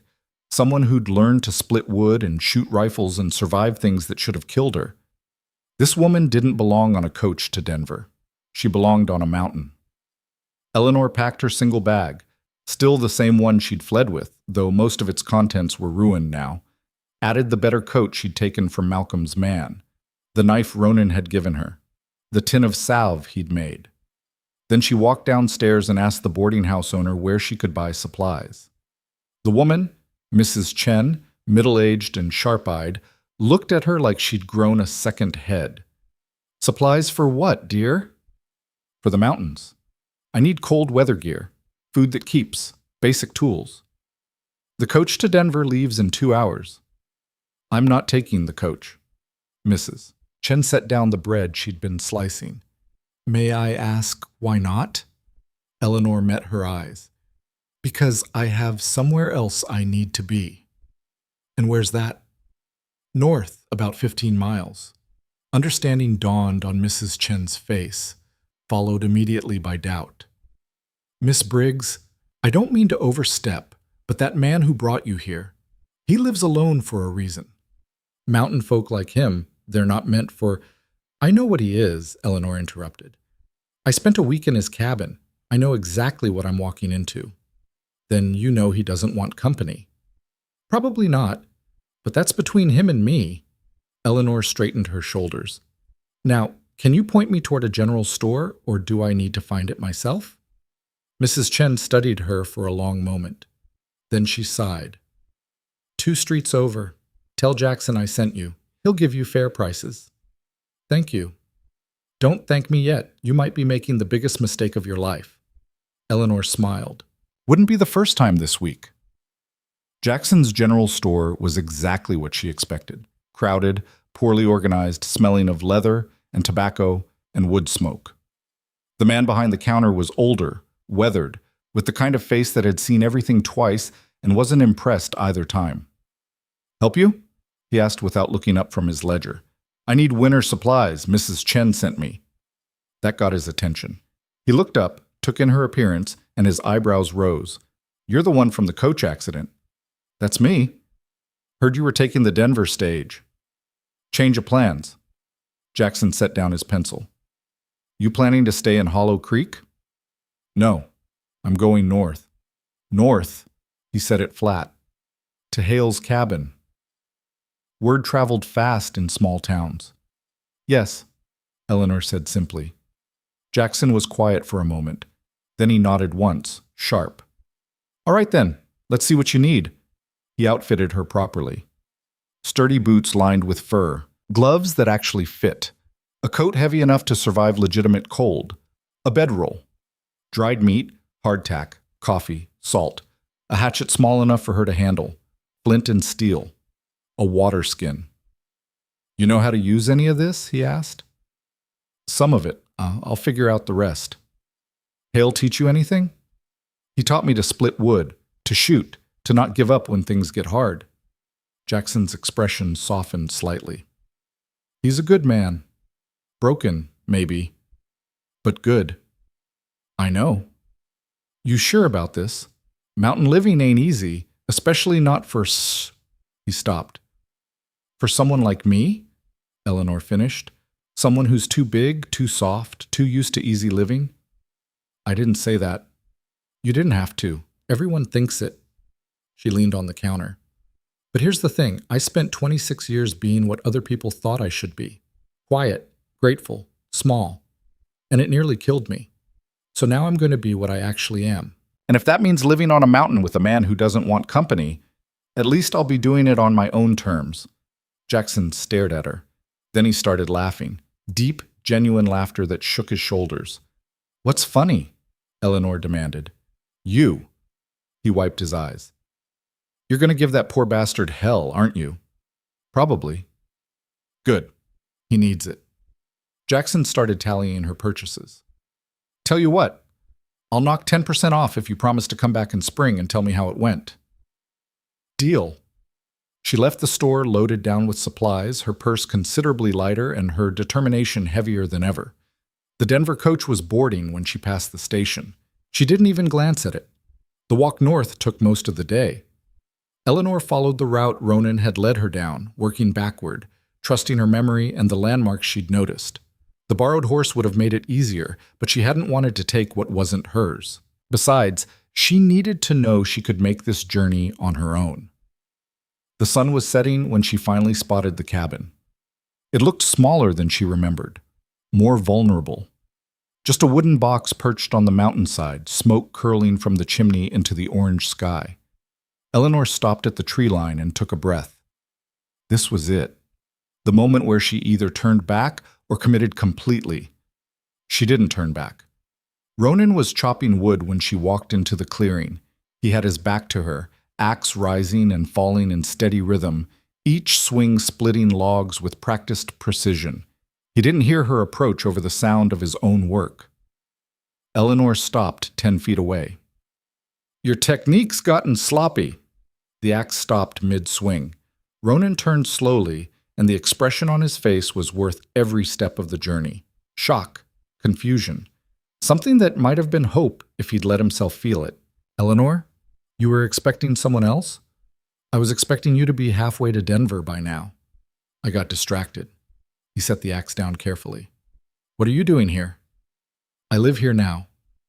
"No, you don't." "Yes, I do." She dropped her pack on the ground. "I bought supplies, proper winter gear, even got a hatchet so I can help with the wood." "Eleanor, before you say anything else, you should know I'm not asking permission. I'm not asking if I can stay. I'm telling you I am staying." Ronan opened his mouth, closed it, tried again. "Why?" "Because Denver doesn't need me. Boston sure as hell doesn't need me. But you—" She stepped closer.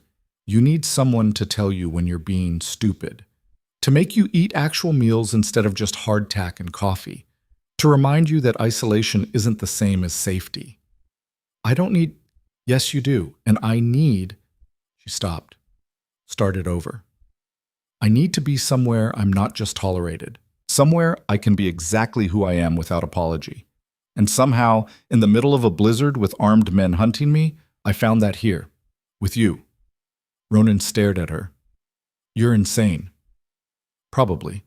But I held a knife to Malcolm's throat 3 days ago, so I think we've established that already."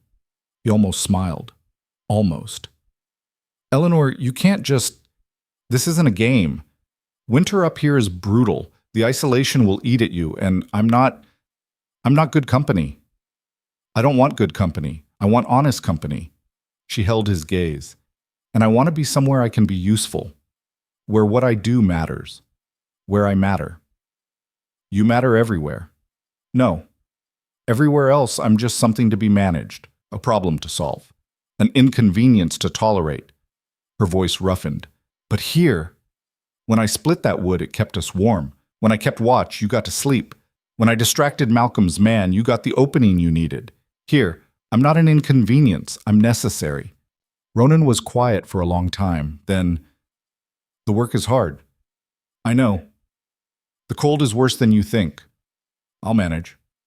There's no going back to town until spring. Once the heavy snows start, we're trapped here until thaw." "Good. I'm tired of running." He studied her face in the fading light, looking for doubt, for hesitation, for any sign that she didn't understand what she was agreeing to. He didn't find any. "All right," he said finally, "but you pull your weight, no special treatment." "I wouldn't want any." "And you sleep in the bed. I'll take the floor. We can take turns." "Eleanor—" "Ronan." She matched his tone. "I'm not some delicate flower you need to protect from discomfort. We share the space equally, or I walk back down this mountain right now." They locked eyes. Ronan broke first. "You're going to be a pain in my ass, aren't you? Count on it." This time he did smile, small and barely there, but real. "Welcome home," he said. The first week was an adjustment. Not because they fought, they didn't, but because sharing space with another person required negotiation, compromise, constant small calibrations of behavior and expectation. Eleanor learned Ronan's rhythms, that he woke before dawn regardless of how late he'd stayed up, that he hated talking before coffee, that he checked his rifle every night before bed, a ritual from his army days he couldn't seem to break. Ronan learned Eleanor's, that she was quiet in the mornings but talkative in the evenings, that she reorganized his supplies because his system made no sense, that she hummed while she worked, usually songs he didn't recognize but found himself listening for anyway. They established routines. Ronan hunted and checked traps. Eleanor tended the fire and cooked meals that were actually edible instead of just functional. They split the wood together, her technique improving daily under his instruction. They took turns with water, with cleaning, with the 100 small tasks that kept them alive. And slowly, the cabin stopped feeling like his space she was invading. It started feeling like theirs. The first real test came 2 weeks after Eleanor's arrival. A storm rolled in, not as bad as the one that had destroyed the coach, but bad enough. 3 days of solid snow and wind that made leaving the cabin suicide. By day 2, they were both going stir-crazy. "I'm going to check the wood stores," Ronan announced, pulling on his coat. "In this?" Eleanor looked at the window, where snow was falling so thick you couldn't see 3 feet beyond the glass. "It's just to the shed, 20 feet. That's 20 feet you could get lost in. I've done it 100 times. Not in this you haven't." She stood, grabbed her own coat. "I'm coming with you." "You don't need to." "I know I don't need to. I want to." She tied a rope around her waist. "Tie the other end to yourself. That way, if one of us gets turned around, we can follow it back." Ronan looked at the rope, at her. "Where'd you learn that?" "Book I read once. Story about Arctic explorers." "You read about explorers?" "I read about a lot of things. Didn't have much else to do at those terrible parties." She held out the rope's end. "Are we doing this, or are you going to stand there looking surprised that I'm literate?" He took the rope. They ventured out together, the wind immediately trying to tear them apart. Eleanor kept one hand on the rope, the other gripping Ronan's coat. The 20 feet to the shed felt like 20 miles. Snow got in her eyes, her mouth, under her collar. They made it to the shed. Checked the wood supply.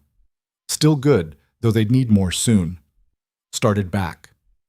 Halfway to the cabin, Eleanor's foot found a patch of ice under the snow. She went down hard, pulling Ronan with her. They landed in a tangle of limbs and rope and snow, the wind screaming around them. For a moment, Eleanor was back in that coach, ice crushing down, unable to breathe, certain she was going to die. Then Ronan's hand found hers. Squeezed. "I've got you," he said against her ear. "Stay with me." The panic receded. Eleanor got her feet under her. Together, using the rope as a guide, they crawled the rest of the way to the cabin door. Inside, they collapsed on the floor, breathing hard, covered in snow. "That was stupid," Ronan said. "Completely stupid," Eleanor agreed. They looked at each other and started laughing. It was the kind of laughter that came from surviving something that should have killed you, from shared terror turned to relief, from the sheer absurdity of nearly dying 20 feet from your own door. Eleanor laughed until her sides hurt, until tears froze on her cheeks, until she couldn't remember the last time she'd felt this alive. When they finally stopped, Ronan was looking at her with an expression she couldn't read. "What?" she asked. "Nothing. Just, you're different up here." "Different how?" "Freer."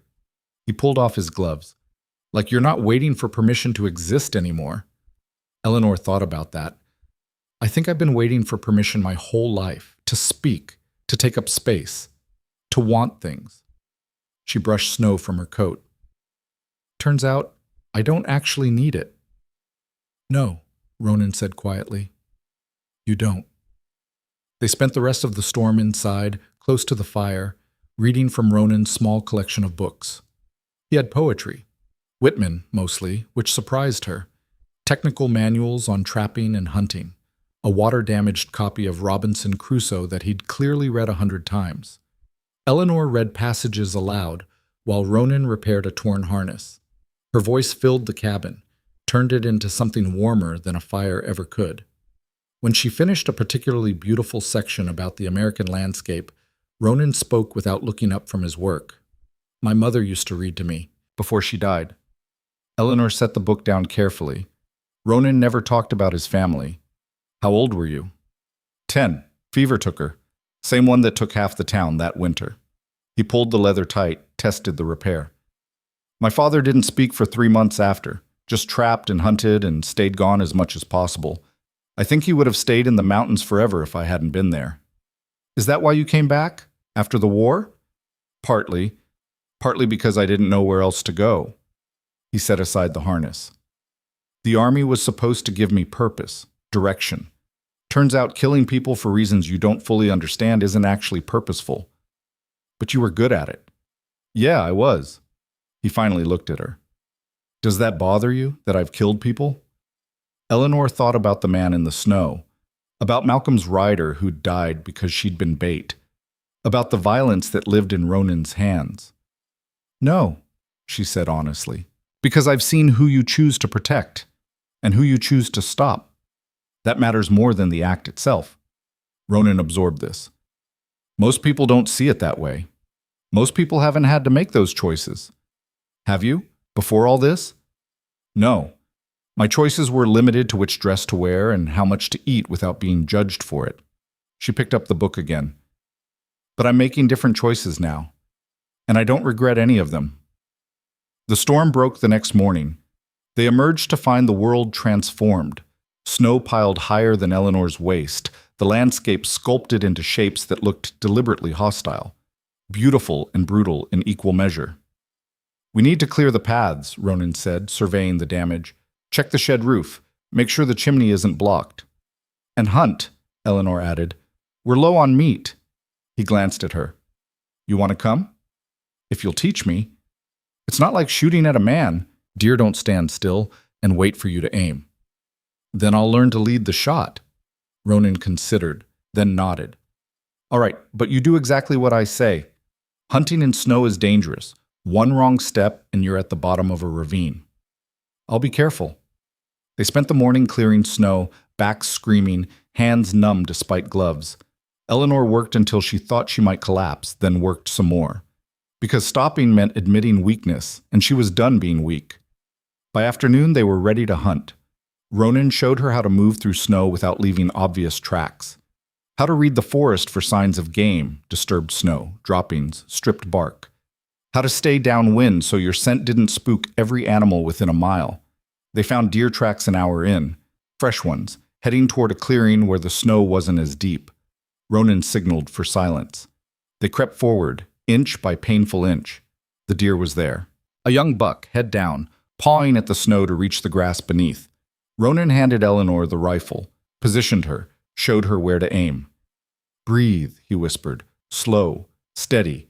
Wait for the moment between heartbeats. Eleanor sighted down the barrel, found the deer. Her hands were shaking. You don't have to do this, Ronan said quietly. Yes, I do. She waited, found that space between heartbeats, and fired. The deer dropped. Eleanor lowered the rifle, her whole body trembling. She'd just killed something, taken a life, ended an existence because she needed to eat. It should have felt worse than it did. Clean shot, Ronan said, approval in his voice. Right through the heart. He didn't suffer.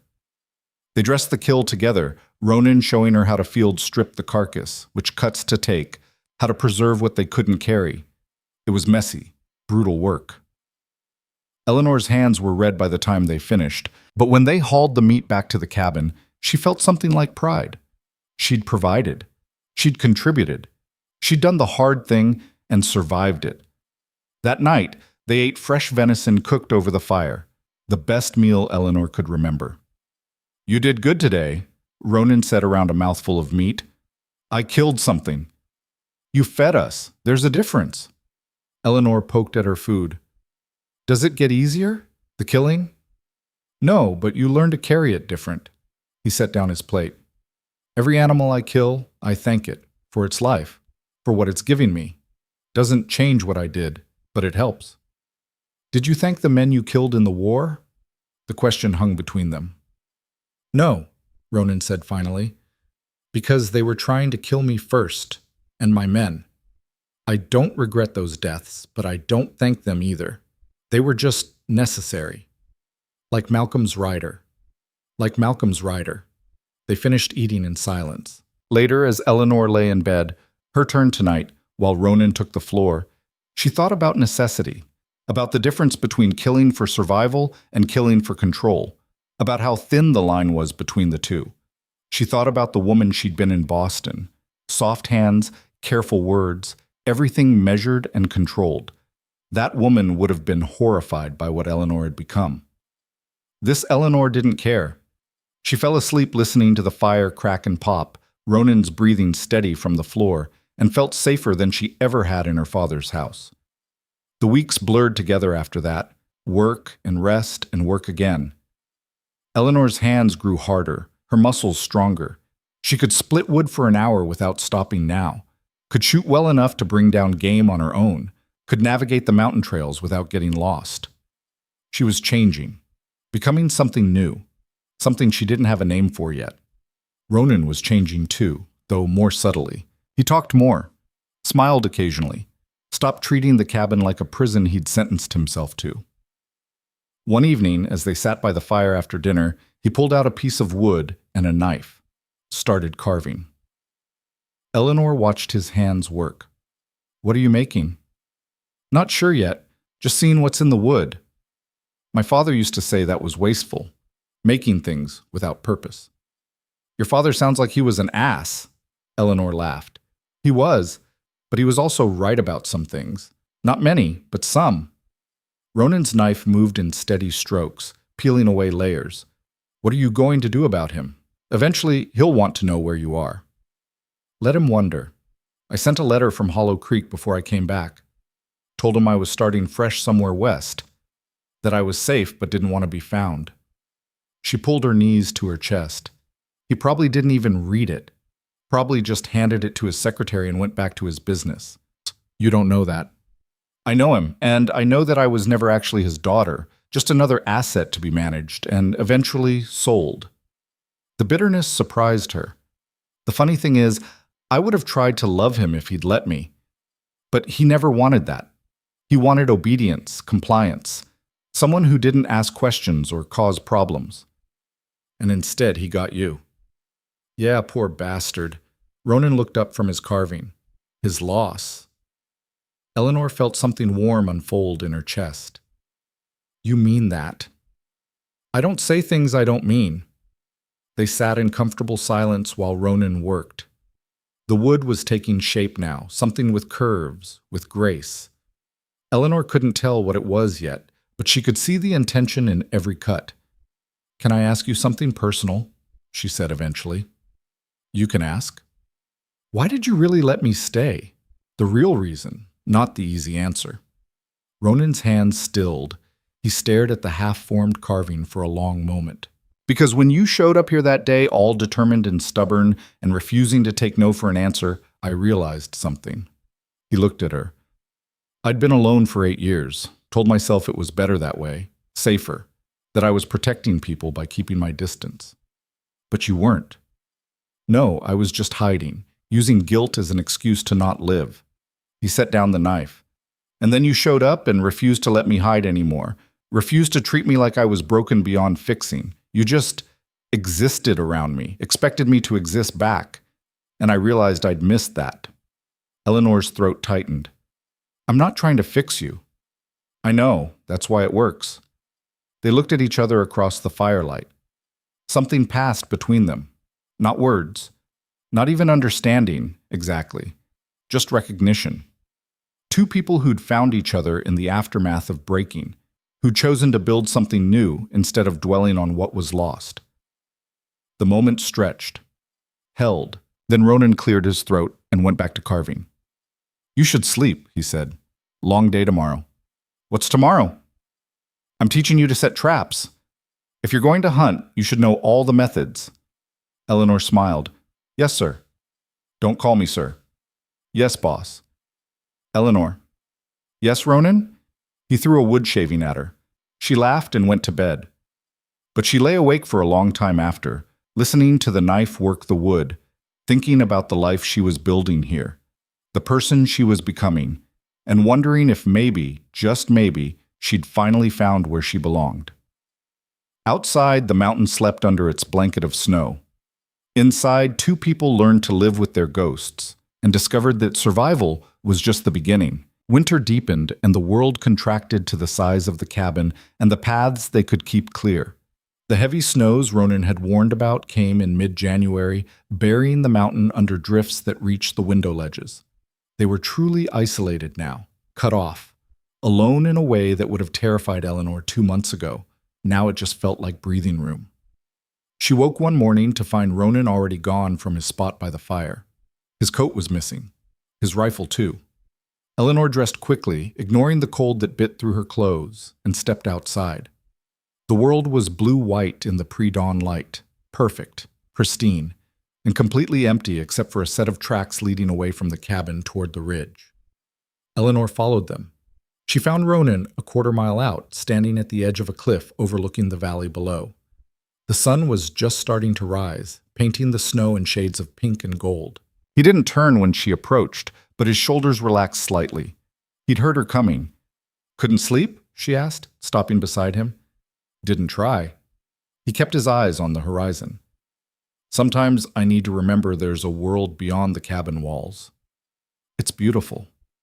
"Yeah." He was quiet for a moment. "I used to come up here after I got back from the war, sit for hours. Try to figure out who I was supposed to be now that I wasn't a soldier anymore." "Did you figure it out?" "No, just decided it didn't matter, that I'd be whoever I needed to be to survive the day." Eleanor understood that. She'd spent the last 2 months doing the same thing, becoming whoever she needed to be, not the society girl, not the desperate runaway. Just Eleanor, complicated and capable, and still figuring herself out. "You never told me what happened," she said carefully. "With your men. The actual story." Ronan's jaw tightened. "You sure you want to hear it? Only if you want to tell it." He was silent for so long Eleanor thought he wasn't going to answer. Then, "We were scouting enemy positions, 7 of us. I was in charge, which was a mistake right there. I was 23 years old and thought I knew everything." He exhaled, breath fogging in the cold air. "We found a farmhouse, abandoned, or so we thought. I made the call to shelter there for the night.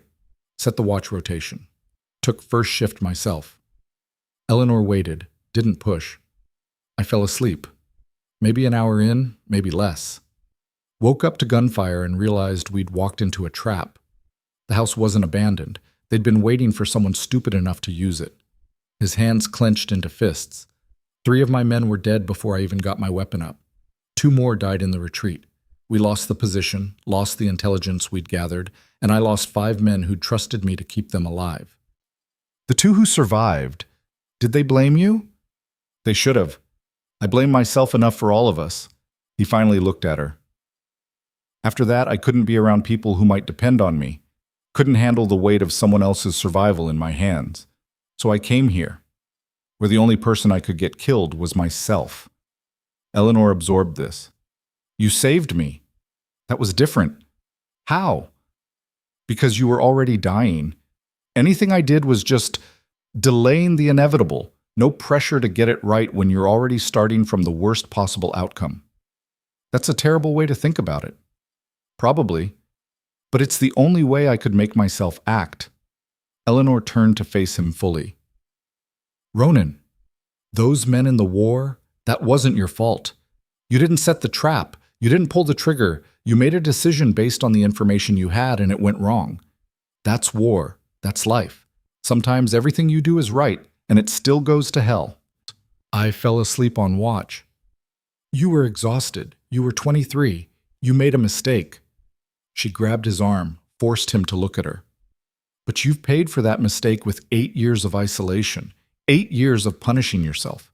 Don't you think that's enough? Is it ever enough?" "I don't know.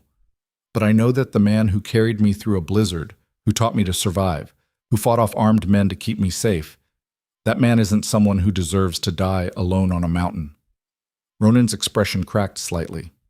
"Eleanor, I'm not done. You keep treating yourself like you're poison, like anyone who gets close to you will die. But I'm still here. I'm still alive.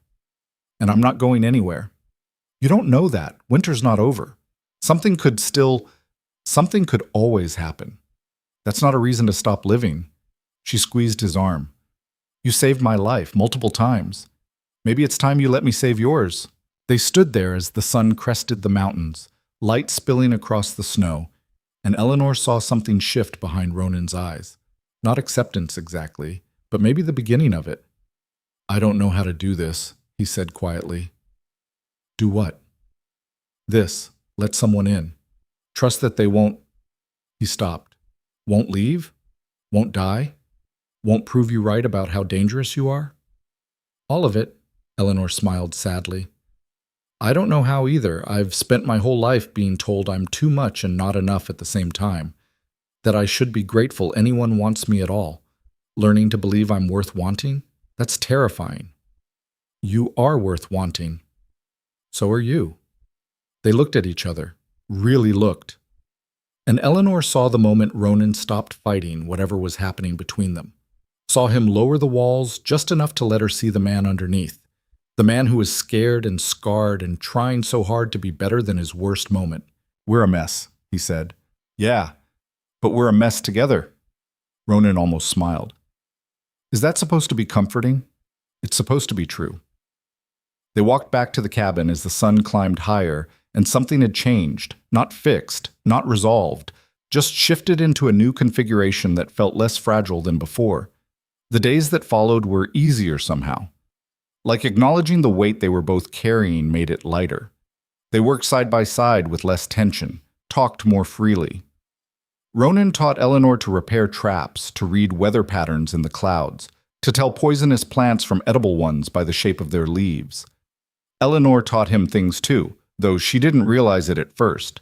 Taught him that conversation didn't have to be about survival or strategy, that laughter didn't make you weak, that sharing space with someone didn't automatically mean they'd leave or die or prove you were poison. One evening, Eleanor was attempting to repair a torn shirt when Ronan noticed her struggling with the needle. You're doing it wrong, he said. I'm doing it the way I was taught. You were taught wrong. He crossed to her, took the shirt. Look, you're fighting the fabric. Let the needle do the work. He demonstrated, hands moving with surprising precision. The same hands that could field strip a deer or kill a man could apparently also sew a clean seam. Where did you learn that? Eleanor asked. Army. You learn to repair your own gear or you go without. Teach me. He handed back the shirt and guided her hands, showing her the right angle, the right tension.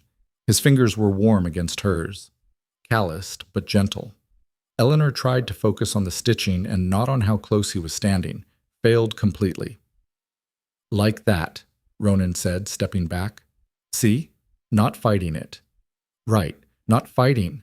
Eleanor's voice came out steadier than she felt. Thank you. Welcome. He went back to his own tasks, and Eleanor sat there holding a half-repaired shirt, wondering when exactly the mountain man who'd saved her life had become the person she thought about before sleeping and looked for first when waking. Wondering when survival had turned into something that felt dangerously close to home. February brought a thaw. Not a true thaw. It was still far too cold for that. But a break in the relentless cold, a few days where the temperature climbed above freezing and the snow started to melt. We should go to town, Ronan said over breakfast. Restock supplies. Check if there's any news. Eleanor looked up from her coffee. News about what? About Malcolm. Whether he gave up or if he's still... Ronan shrugged. Better to know. They made the trip 2 days later, following paths that were more slush than snow. The journey that had taken hours in the blizzard took half the time now. Eleanor had forgotten how many buildings Hollow Creek actually had. How many people? The noise of civilization felt overwhelming after months of mountain silence. Mrs. Chen spotted them first.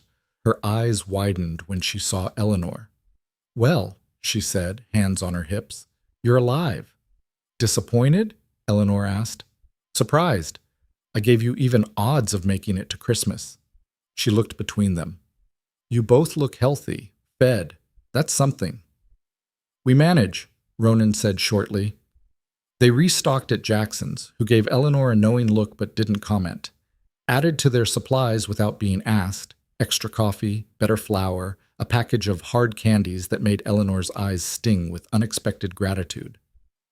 On the house, Jackson said when she tried to pay. Consider it a bet paid. You made it to spring. It's only February. Close enough. They were loading their packs when a stranger approached, well-dressed, city clothes, looking distinctly uncomfortable in the mountain town. Excuse me, he said, addressing Ronan. Are you Ronan Hale? Ronan's hand moved toward his knife. Who's asking? My name is Thomas Garrett. I'm an attorney from Boston. He pulled out a card. I'm looking for a Miss Eleanor Briggs. I was told she might have been seen with you. Eleanor stepped forward before Ronan could respond. I'm Eleanor Briggs. The attorney's relief was visible. Miss Briggs, thank heavens. Your father has been searching for you for months. He hired me to tell my father I'm fine, I'm where I want to be, and I'm not coming back. Garrett blinked. Miss Briggs, perhaps we could speak privately. No, anything you have to say you can say in front of Mr. Hale. The attorney glanced at Ronan, clearly reassessing. Very well. Your father wishes me to convey that he's willing to forget this entire incident, that you can return home with no repercussions, that your engagement to Mr. Pierce can be reinstated if— No. Miss Briggs, I said no. I'm not a piece of property to be returned. I'm a person making my own choices, and my choice is to stay here.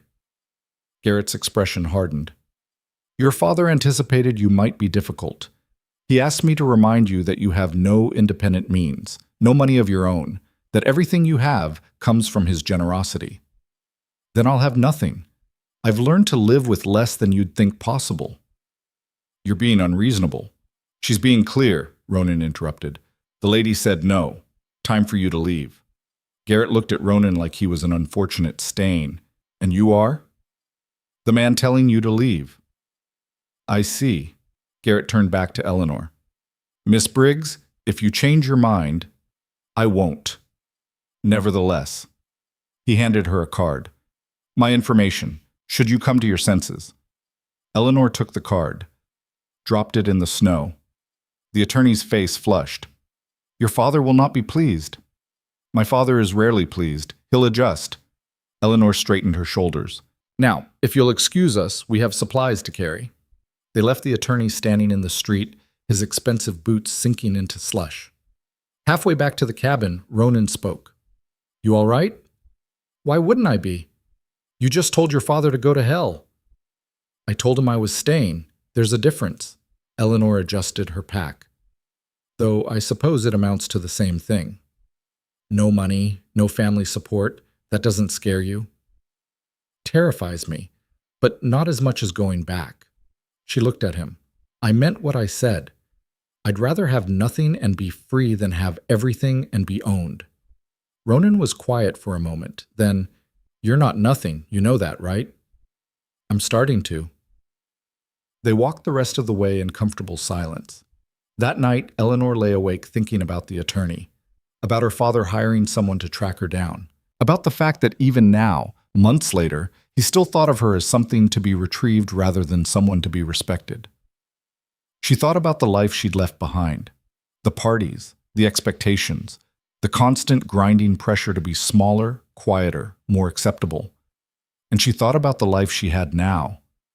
Hard work, cold mornings, hands that would never be soft again. She'd choose this every time. Across the room, Ronan spoke into the darkness.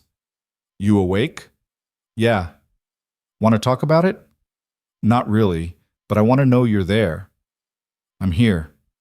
Eleanor closed her eyes and let his presence anchor her, let the knowledge that she wasn't alone settle into her bones. Ronan? Yeah? Thank you for not making me explain, for not trying to convince me to go back. Why would I do that? Most men would think they knew better. I'm not most men, and you're not most women. She heard him shift, the floor creaking. You've got a good head on your shoulders, Eleanor. I trust you to know what you need. Something warm bloomed in her chest. No one's ever said that to me before. Then everyone you knew before was an idiot. Eleanor laughed quietly. Go to sleep, Ronan. You first. That's not how it works. Sure it is. I'm not sleeping until I know you're okay. I'm okay. Prove it. Go to sleep. Eleanor smiled into the darkness. Fine, but only because you're being annoying. Whatever works. She closed her eyes, listened to the fire crackle, to Ronan's breathing evening out, and realized with startling clarity that this cabin, this mountain, this impossible man had become her home in a way Boston never was. March came with mud and the promise of spring. The snow began to retreat, revealing earth that was frozen hard but starting to soften. Ronan spent his days checking the winter damage to the cabin, repairing what had broken, preparing for the months ahead. Eleanor helped where she could and started planning her own projects. A garden, maybe. She'd found packets of seeds at Jackson's, carrots, potatoes, beans, things that could survive at this altitude. Things that would make them less dependent on hunting and stored food. You know how to garden?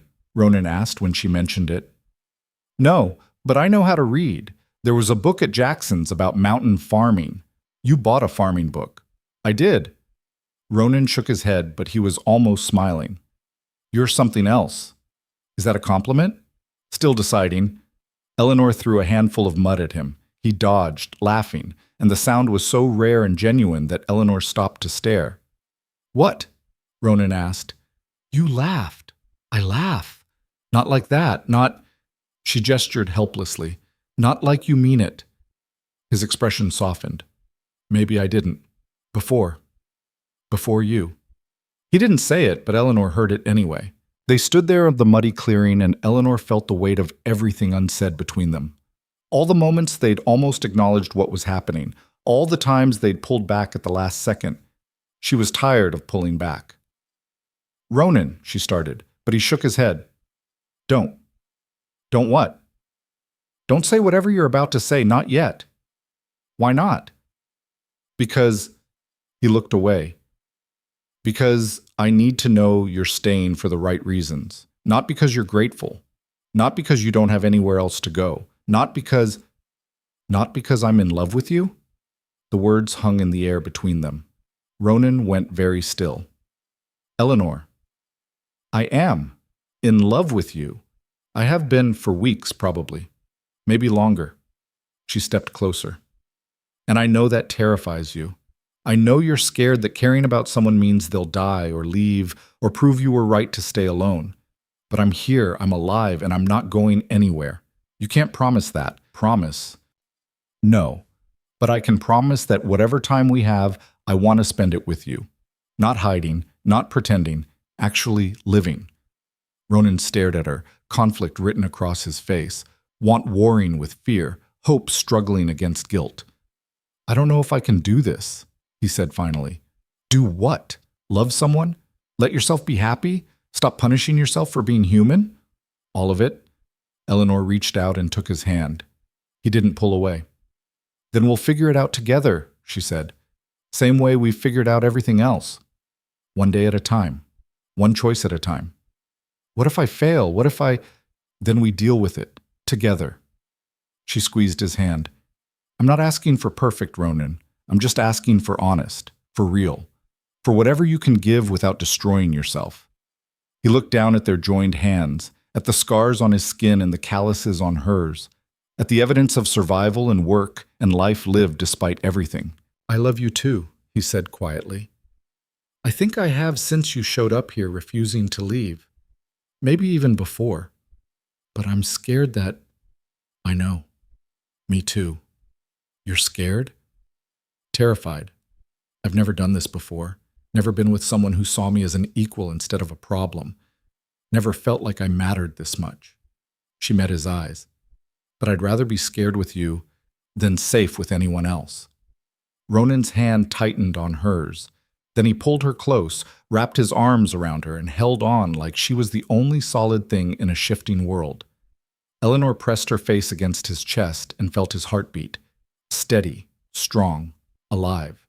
They stood there as the sun climbed higher and the mud dried on their boots, and the mountain breathed around them. Two broken people choosing to be whole together. Not perfect, not fixed, just honest and real and trying. We should go inside, Ronan said eventually, but he didn't let go. Probably. We have work to do. We do. Neither of them moved. Finally, Eleanor pulled back just enough to look up at him. Ronan? Yeah? I need you to know something. Whatever happens, whether we have 50 years or 5 months, I will never regret this. Never regret choosing you, choosing us. His hand came up to cup her face. Neither will I. Then he kissed her. It wasn't dramatic, wasn't the earth-shattering moment stories promised. It was just honest, real. Two people acknowledging what they'd been dancing around for months. When they finally broke apart, Eleanor was smiling. What? Ronan asked. Nothing. Just, I'm happy. Yeah? Yeah. She kissed him again, quick and light. Now let's go inside before we track more mud everywhere. They spent the rest of the day working side by side, but something had shifted. The silence was warmer, the touches more deliberate. When their eyes met across the cabin, they didn't look away. That night, they made a new arrangement. No more floor and bed. They shared the bed, curled together against the cold, and Eleanor fell asleep to the sound of Ronan's heartbeat. Safe. Chosen. Home. The last weeks of winter melted away. The world turned green. Water ran in streams that had been frozen solid for months. Birds returned. Life came back. And Eleanor Briggs, who had been running from everything, discovered that standing still was its own kind of courage. Spring arrived in fits and starts, warm days followed by freezing nights, the mountain refusing to fully release its grip on winter.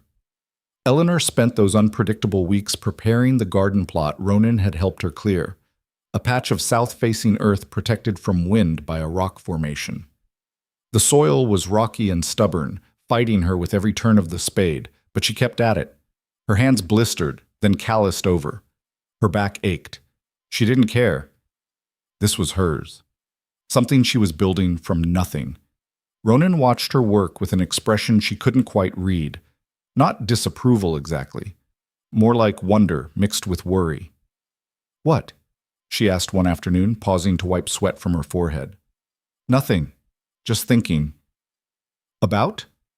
He leaned against the cabin wall, arms crossed. "About how you've changed. When I found you in that coach, you could barely stand. Now look at you." Eleanor glanced down at herself. Mud-stained clothes, arms corded with muscle that hadn't been there before, hair pulled back in a practical braid instead of the elaborate styles she'd worn in Boston. She looked like someone who belonged on this mountain. She looked like herself. "You say that like it's a bad thing," she said. "It's not. It's just—" He struggled for words. "I keep waiting for you to wake up and realize what you gave up. The comfort, the safety, the easy life. That life was killing me slowly. This one makes me feel alive." She drove the spade into the dirt. "Besides, who says this isn't safe? Eleanor, you're living in a one-room cabin on a mountain that tried to kill you. That's not most people's definition of safe. I'm living with a man who'd die before he let anything happen to me, who taught me to protect myself, who gave me a place where I don't have to apologize for existing." She met his eyes. "That's the safest I've ever felt." Ronan opened his mouth, closed it, looked away. "You're going to make me emotional," he muttered. Eleanor laughed and went back to her garden. The first real threat came in late April. They'd gone to town for supplies, a routine trip, nothing special. The mud season had made the trails treacherous, but they'd managed. Jackson had news when they arrived, his expression grim. "Might want to hear this," he said, pulling Ronan aside while Eleanor browsed the shelves. "Word came through last week. Malcolm Pierce is dead." Ronan went still. "How?" "Riding accident, supposedly. Horse threw him, broke his neck." Jackson's tone suggested he didn't believe a word of it. "But there's talk about how it happened right after he lost a business deal with a man who doesn't take kindly to partners who renege on agreements. You're saying someone killed him. I'm saying a man like Pierce makes enemies, and sometimes those enemies get tired of waiting for natural consequences." Jackson glanced toward Eleanor. "Thought you should know, in case anyone comes looking for answers." "Does Eleanor know?" "Not unless you tell her." Ronan found Eleanor outside examining a new shipment of seed packets with the intensity of a general planning a campaign. "We need to talk," he said quietly. Something in his voice made her set down the seeds. "What happened?" He told her. Watched her face carefully for any reaction. Grief, relief, fear. What he got was a slow exhale and a nod. "Good," she said finally. "Good?" "He was a terrible person who hurt people. I'm not going to pretend to mourn him." She picked up the seed packets again. "Does this change anything for us?" "Might. If anyone thinks you had something to do with it, I was here, on a mountain, miles from wherever he died." Eleanor's voice was steady. "And even if they don't believe that, what are they going to do? I'm already gone, already dead to that world." "Eleanor, no." She turned to face him fully. I'm not going to spend my life looking over my shoulder, waiting for consequences from a choice I don't regret making. I left. He came after me. You stopped him. He went home and got himself killed by someone else entirely. That's not my problem. Ronan studied her face. You really mean that? Every word. She touched his arm. I'm done letting fear make my decisions. If trouble comes, we'll handle it. Together. But I'm not going to live like I'm waiting for the other shoe to drop. He covered her hand with his. All right, together. They bought their supplies and headed home, and Eleanor didn't look back once. But the news had rattled something loose in Ronan. Eleanor noticed it in the way he checked the perimeter more frequently, the way his hand went to his rifle at unfamiliar sounds, the old wartime habits creeping back, defensive walls rebuilding. She let it go for 3 days. Then she'd had enough. Stop it, she said one evening as Ronan checked the window for the 4th time in an hour.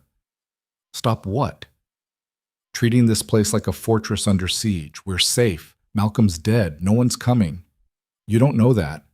Neither do you, but we can't live like this. She set down her mending. Ronan, I understand you're scared. I get it. But you're doing that thing again where you assume disaster is inevitable. Preparing for disaster isn't the same as assuming it. It is when you forget to live in between the preparations. She crossed to him, took his hands. Look at me. I'm here. I'm fine. Nothing is happening except you working yourself into a state. Something could always happen. A tree could fall on the cabin. A bear could attack. I could slip and break my neck in the garden. We could die 1,000 different ways. She squeezed his hands. Or we could live. Actually live. Which sounds better to you? Ronan exhaled slowly. When did you get so wise? Somewhere between freezing to death and learning to shoot. It's all a blur, honestly. That got a small smile from him. All right, you're right. I'm being paranoid. You're being careful. There's a difference.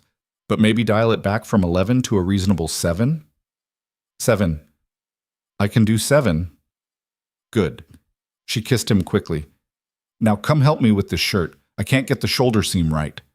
They spent the rest of the evening in comfortable domesticity, and Eleanor watched the tension slowly drain from Ronan's shoulders, watched him remember how to exist without constantly scanning for threats. It was progress. Small, fragile, but real. May brought longer days and actual warmth. Eleanor's garden began to show green shoots, tiny, fragile things that made her absurdly proud. She checked them obsessively, pulling weeds, adjusting the makeshift fence Ronan had built to keep out deer. They're just plants, Ronan said, watching her fuss over a row of bean sprouts. There are plants, and they're going to feed us. If they survive. They'll survive. I won't let them do anything else. Ronan shook his head, but he was smiling. You know you can't control everything through sheer stubbornness, right? Watch me. She was proven right when the beans not only survived but thrived, climbing the poles she'd set with enthusiastic determination. The potatoes spread underground. The carrots sent up feathery green tops. Eleanor tended them all like they were her children, and Ronan stopped teasing her about it when he realized how much it meant to her. This wasn't just about food. It was about permanence, about putting down roots, literal ones, and claiming this place as home. One evening in early June, they sat outside watching the sunset paint the sky in shades of amber and rose.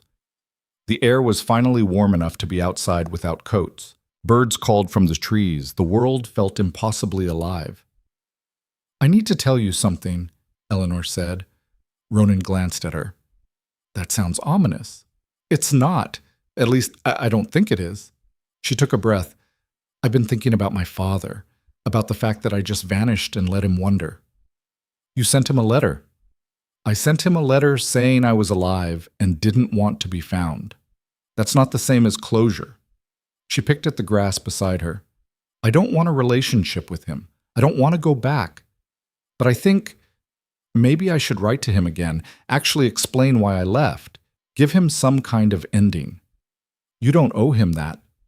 I know, but maybe I owe it to myself, to the girl I used to be who always tried to make him proud and never could. She looked at Ronan. Does that make sense? Yeah, it does. He was quiet for a moment. What would you say? If you wrote to him? Eleanor thought about it. That I'm sorry he sees my leaving as a betrayal instead of survival. That I wish he'd loved me as a daughter instead of managing me as an asset. That I'm happier now than I ever was in his house. She smiled slightly. And that I'm not coming back, so he should stop sending lawyers. Think he'll understand? No, but at least I'll have said it. Then write the letter. We'll send it next time we go to town. Eleanor leaned against his shoulder. Thank you. For what? For not telling me it's a waste of time. For letting me figure out what I need. You do the same for me. He kissed the top of her head. That's how this works, right? I think so. I'm still figuring it out as I go. Me too. They sat in comfortable silence as the light faded and stars began to appear. Eleanor thought about the letters she would write, the words she would choose, the ending she would give to that chapter of her life, and she thought about the new chapter she was writing here, one where she got to decide the plot.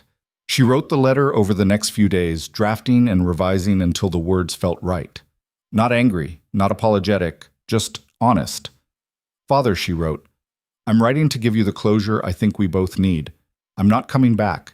This isn't defiance or rebellion, it's survival. I left because staying would have killed something essential in me. Because I couldn't spend my life being small enough to fit in spaces you designed for someone else.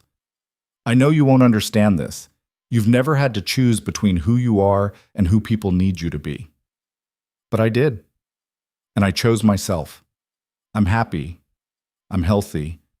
I'm building a life that's mine in every way that matters.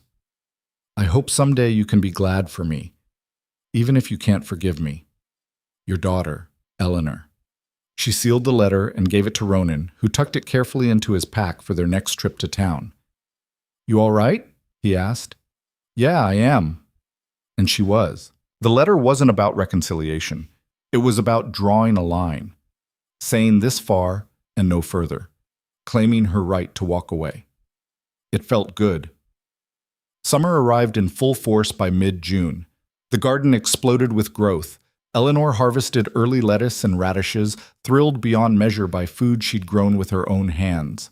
Ronan expanded their hunting range, bringing back deer and rabbit, and once, improbably, a wild turkey that provided meat for a week. They fell into rhythms that felt like a life instead of just survival. Morning coffee on the porch, afternoons working side by side, evenings reading aloud or talking or simply existing in the same space. Small intimacies that built into something solid. But Eleanor could tell something was bothering Ronan. He'd get a distant look sometimes, would start to say something, then stop.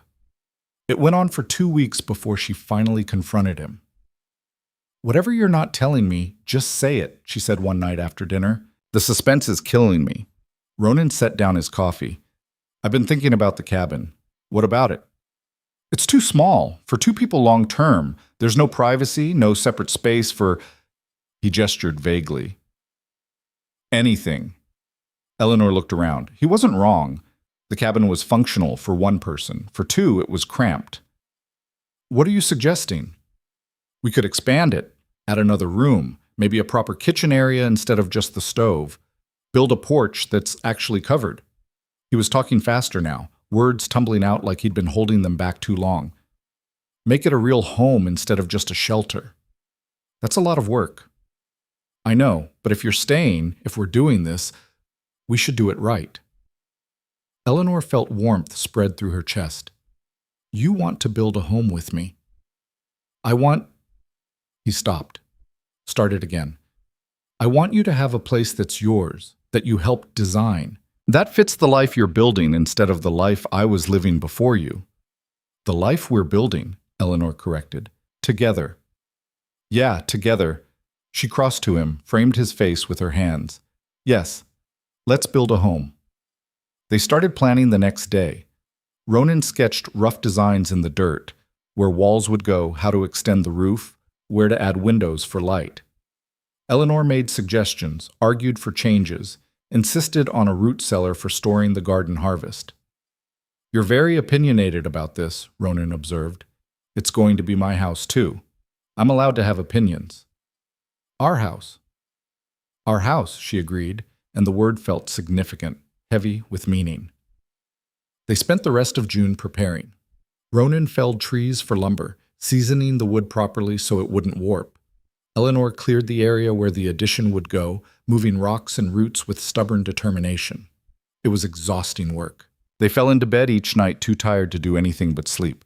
But every night before sleep claimed her, Eleanor looked at the rough sketches tacked to the wall and smiled. This was permanence. This was commitment. This was choosing each other over and over again in the most tangible way possible.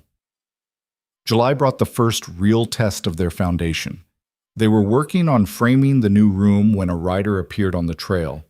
Ronan saw him first and immediately tensed, hand going to the rifle he kept nearby. "Easy," Eleanor said quietly. "Could be anyone." But it wasn't just anyone. As the rider got closer, Eleanor recognized him. Thomas Garrett, the attorney her father had sent. "Miss Briggs," he called, dismounting. "I hoped I'd find you here." Ronan stepped forward, putting himself between Eleanor and the lawyer. "You were told she doesn't want contact." "I'm not here on behalf of her father." Garrett's expression was tired. "I'm here because there's been a development she needs to know about." Eleanor's stomach dropped. "What kind of development?" "Your father had a stroke 3 weeks ago. He's alive, but—" Garrett hesitated. "He's not expected to recover fully. He's asked for you." The words hit like a physical blow. Eleanor sat down hard on a pile of lumber. "He wants me to come back," she said flatly. "He wants to see you. What you do after that—" Garrett shrugged. "That's your choice." Ronan's hand found her shoulder, steadying her. "You don't have to go." "I know.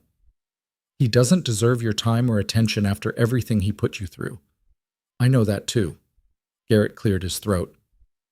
"Miss Briggs, I understand your reluctance, but I should tell you, your father's lawyer contacted me because they needed to locate you for legal reasons. You're named in his will. If he dies without seeing you—" "I don't care about his money," Eleanor interrupted. "It's not just money. It's the business. Properties. He has no other children. If he dies intestate or without clarifying his wishes, the legal complications could—" "Could what? Make me rich?" Eleanor stood, facing the attorney squarely. "I left to get away from that life. Why would I go back for it now?" "Because it's yours by right. Because you could do good with it. Because—" Garrett paused. "Because maybe he actually wants to apologize before he dies." Eleanor felt Ronan's hand tighten on her shoulder. She reached up, covered it with her own. "I need to think about it," she said finally. "Of course.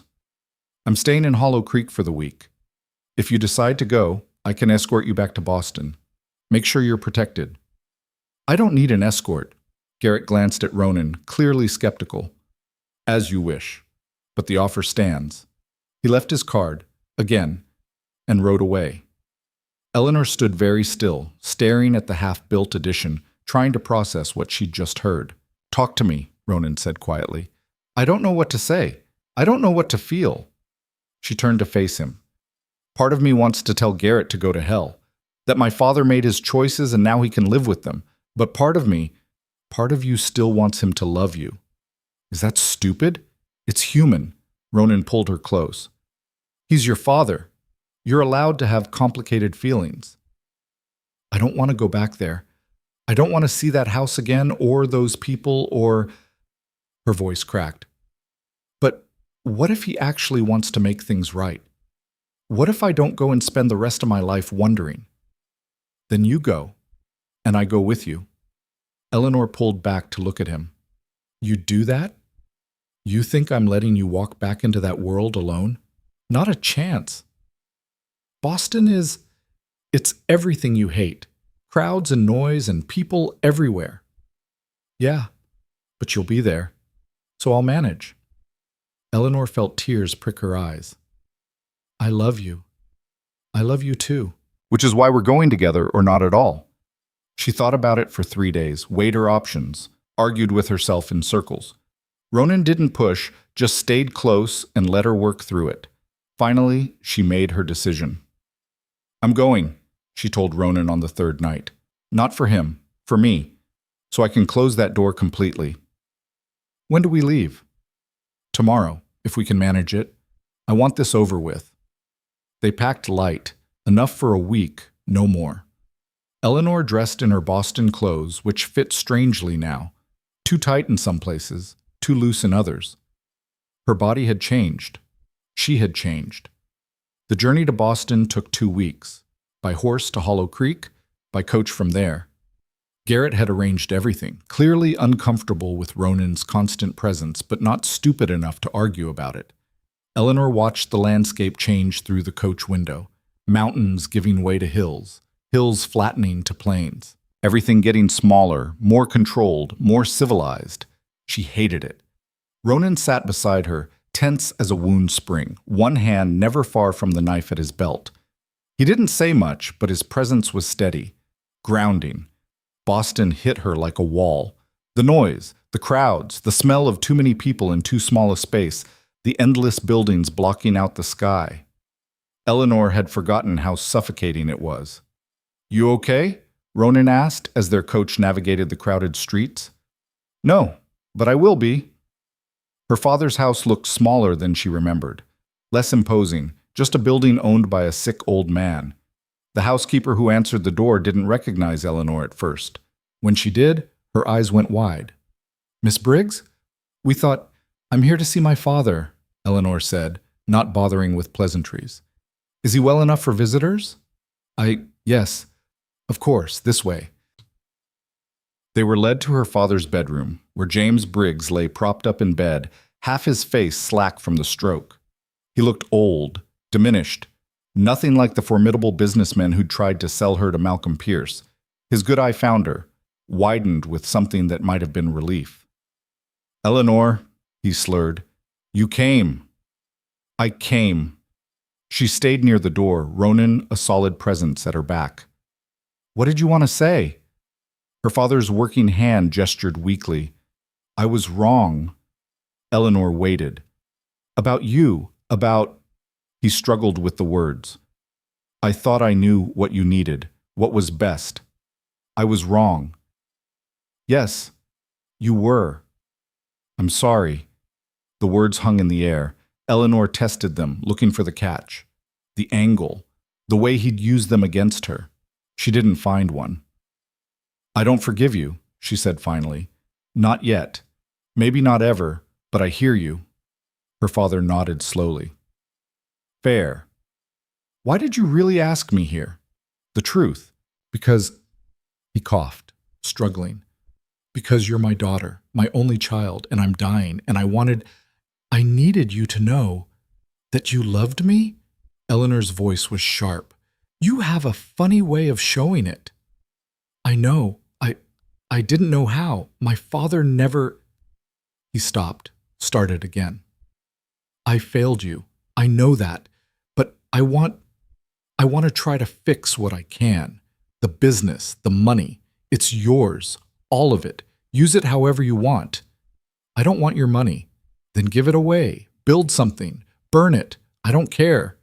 His good eye met hers. "I just want you to have choices I never gave you before." Eleanor absorbed this. "What if I choose to go back to Montana? Then go. Be happy. That's all." He coughed again. "That's all I should have wanted for you from the beginning." Something in Eleanor's chest loosened. Not forgiveness, but maybe the beginning of something like peace. "I'll think about it," she said. "The business, I mean, not coming back. I'm not coming back." "I know." Her father's hand moved weakly toward her. "I'm glad. Glad you found whatever it is that makes you happy." Eleanor didn't take his hand, but she nodded. They talked for another hour, stilted, awkward, but honest in a way they'd never been before. Her father asked about her life. She told him, editing nothing. He listened without judgment, which was perhaps the first time he'd ever really heard her. When she left, she felt lighter somehow. Ronan was waiting in the hallway, looking supremely uncomfortable among the expensive furnishings. "How'd it go?" he asked. "Better than expected, worse than hoped for." She took his hand. "Let's get out of here." They stayed in Boston for 3 more days while Eleanor met with lawyers and accountants. Her father had been thorough. The entire estate was hers. along with controlling interest in his business ventures. It was a staggering amount of money and power. Eleanor signed papers to put capable managers in charge of the business operations, established a trust for employees' welfare, and donated a significant portion to charities supporting women fleeing bad situations. The rest she kept, invested carefully, knowing it would give her and Ronan security they'd never had before. "You could buy a mansion," Ronan observed as they reviewed the final paperwork. "Live anywhere you want." "I already live where I want," Eleanor said. "This just means we can build a bigger addition, maybe hire help for the heavy construction, get you proper tools instead of making do." "You're going to use an inheritance to build a cabin?" "I'm going to use an inheritance to build a home. There's a difference." Ronan shook his head, but he was smiling. "You're one of a kind, Eleanor Briggs." "Good.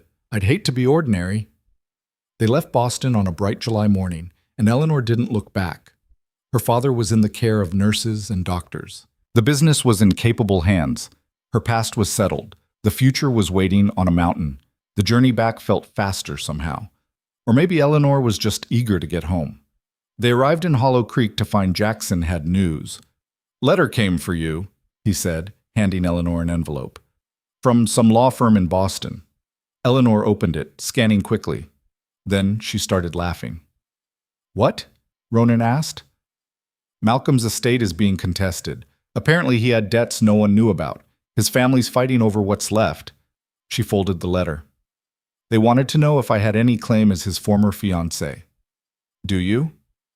"No, and I wouldn't take it if I did." She handed the letter back to Jackson. "Can you burn this for me?" "With pleasure." They made the final trek back to the cabin, arriving just as the sun was setting. The half-built addition stood waiting, promising space and comfort and permanence. Eleanor dropped her bag and looked around at the mountain, the trees, the garden she'd planted showing heavy with vegetables ready to harvest. "I'm home," she said softly. Ronan wrapped his arms around her from behind, chin resting on her shoulder. "Yeah, you are."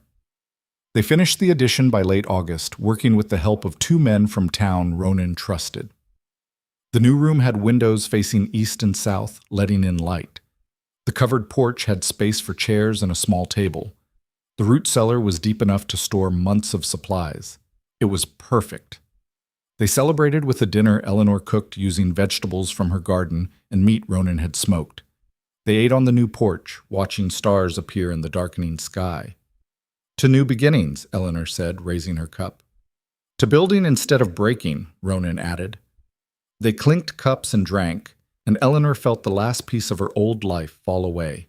She was exactly where she chose to be, with exactly who she chose to be with, building a life that was entirely hers.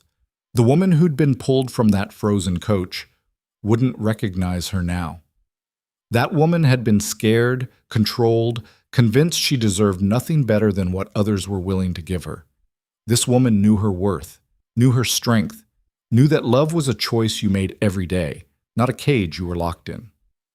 Fall arrived with color and cool air. Eleanor harvested her garden, preserving everything carefully for winter. Ronan hunted and laid in firewood. They worked together with the practiced ease of people who knew each other's rhythms. One evening in October, as they sat by the fire, Ronan pulled something from his pocket. "I finished this," he said, handing it to Eleanor. It was the carving he'd been working on months ago. A woman, caught mid-motion, head thrown back, arms outstretched, joyful, free, unashamed. "It's beautiful," Eleanor breathed. "It's you, or who you've become anyway." He watched her turn it over in her hands. "When I started it, I wasn't sure what I was making, but the more I carved, the clearer it got. This is how I see you." Eleanor felt tears prick her eyes. "Ronan, you asked me once why I really saved you. I told you it was because you were still fighting, but there was more to it than that." He took her hand. "I saved you because some part of me recognized that you were exactly what I needed.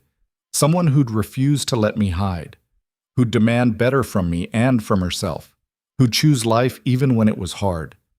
I'm not that brave." "You are. You just don't see it yet." He squeezed her hand. "You left everything you knew with no plan and no safety net. You learned to survive in a place that almost killed you. You stood up to Malcolm. You came back here even though you could have chosen comfort. That's not bravery, that's courage. And there's a difference. Eleanor set down the carving and threw her arms around him, holding tight. I love you, she said fiercely. I love this life. I love who we are together. I love you too. Ronan pulled back just enough to look at her. Marry me. Eleanor's breath caught. What? Marry me. Make this official. Build this life together with nothing held back.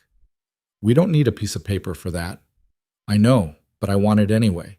Want everyone to know you chose me and I chose you, that this isn't temporary or conditional, that we're building something permanent.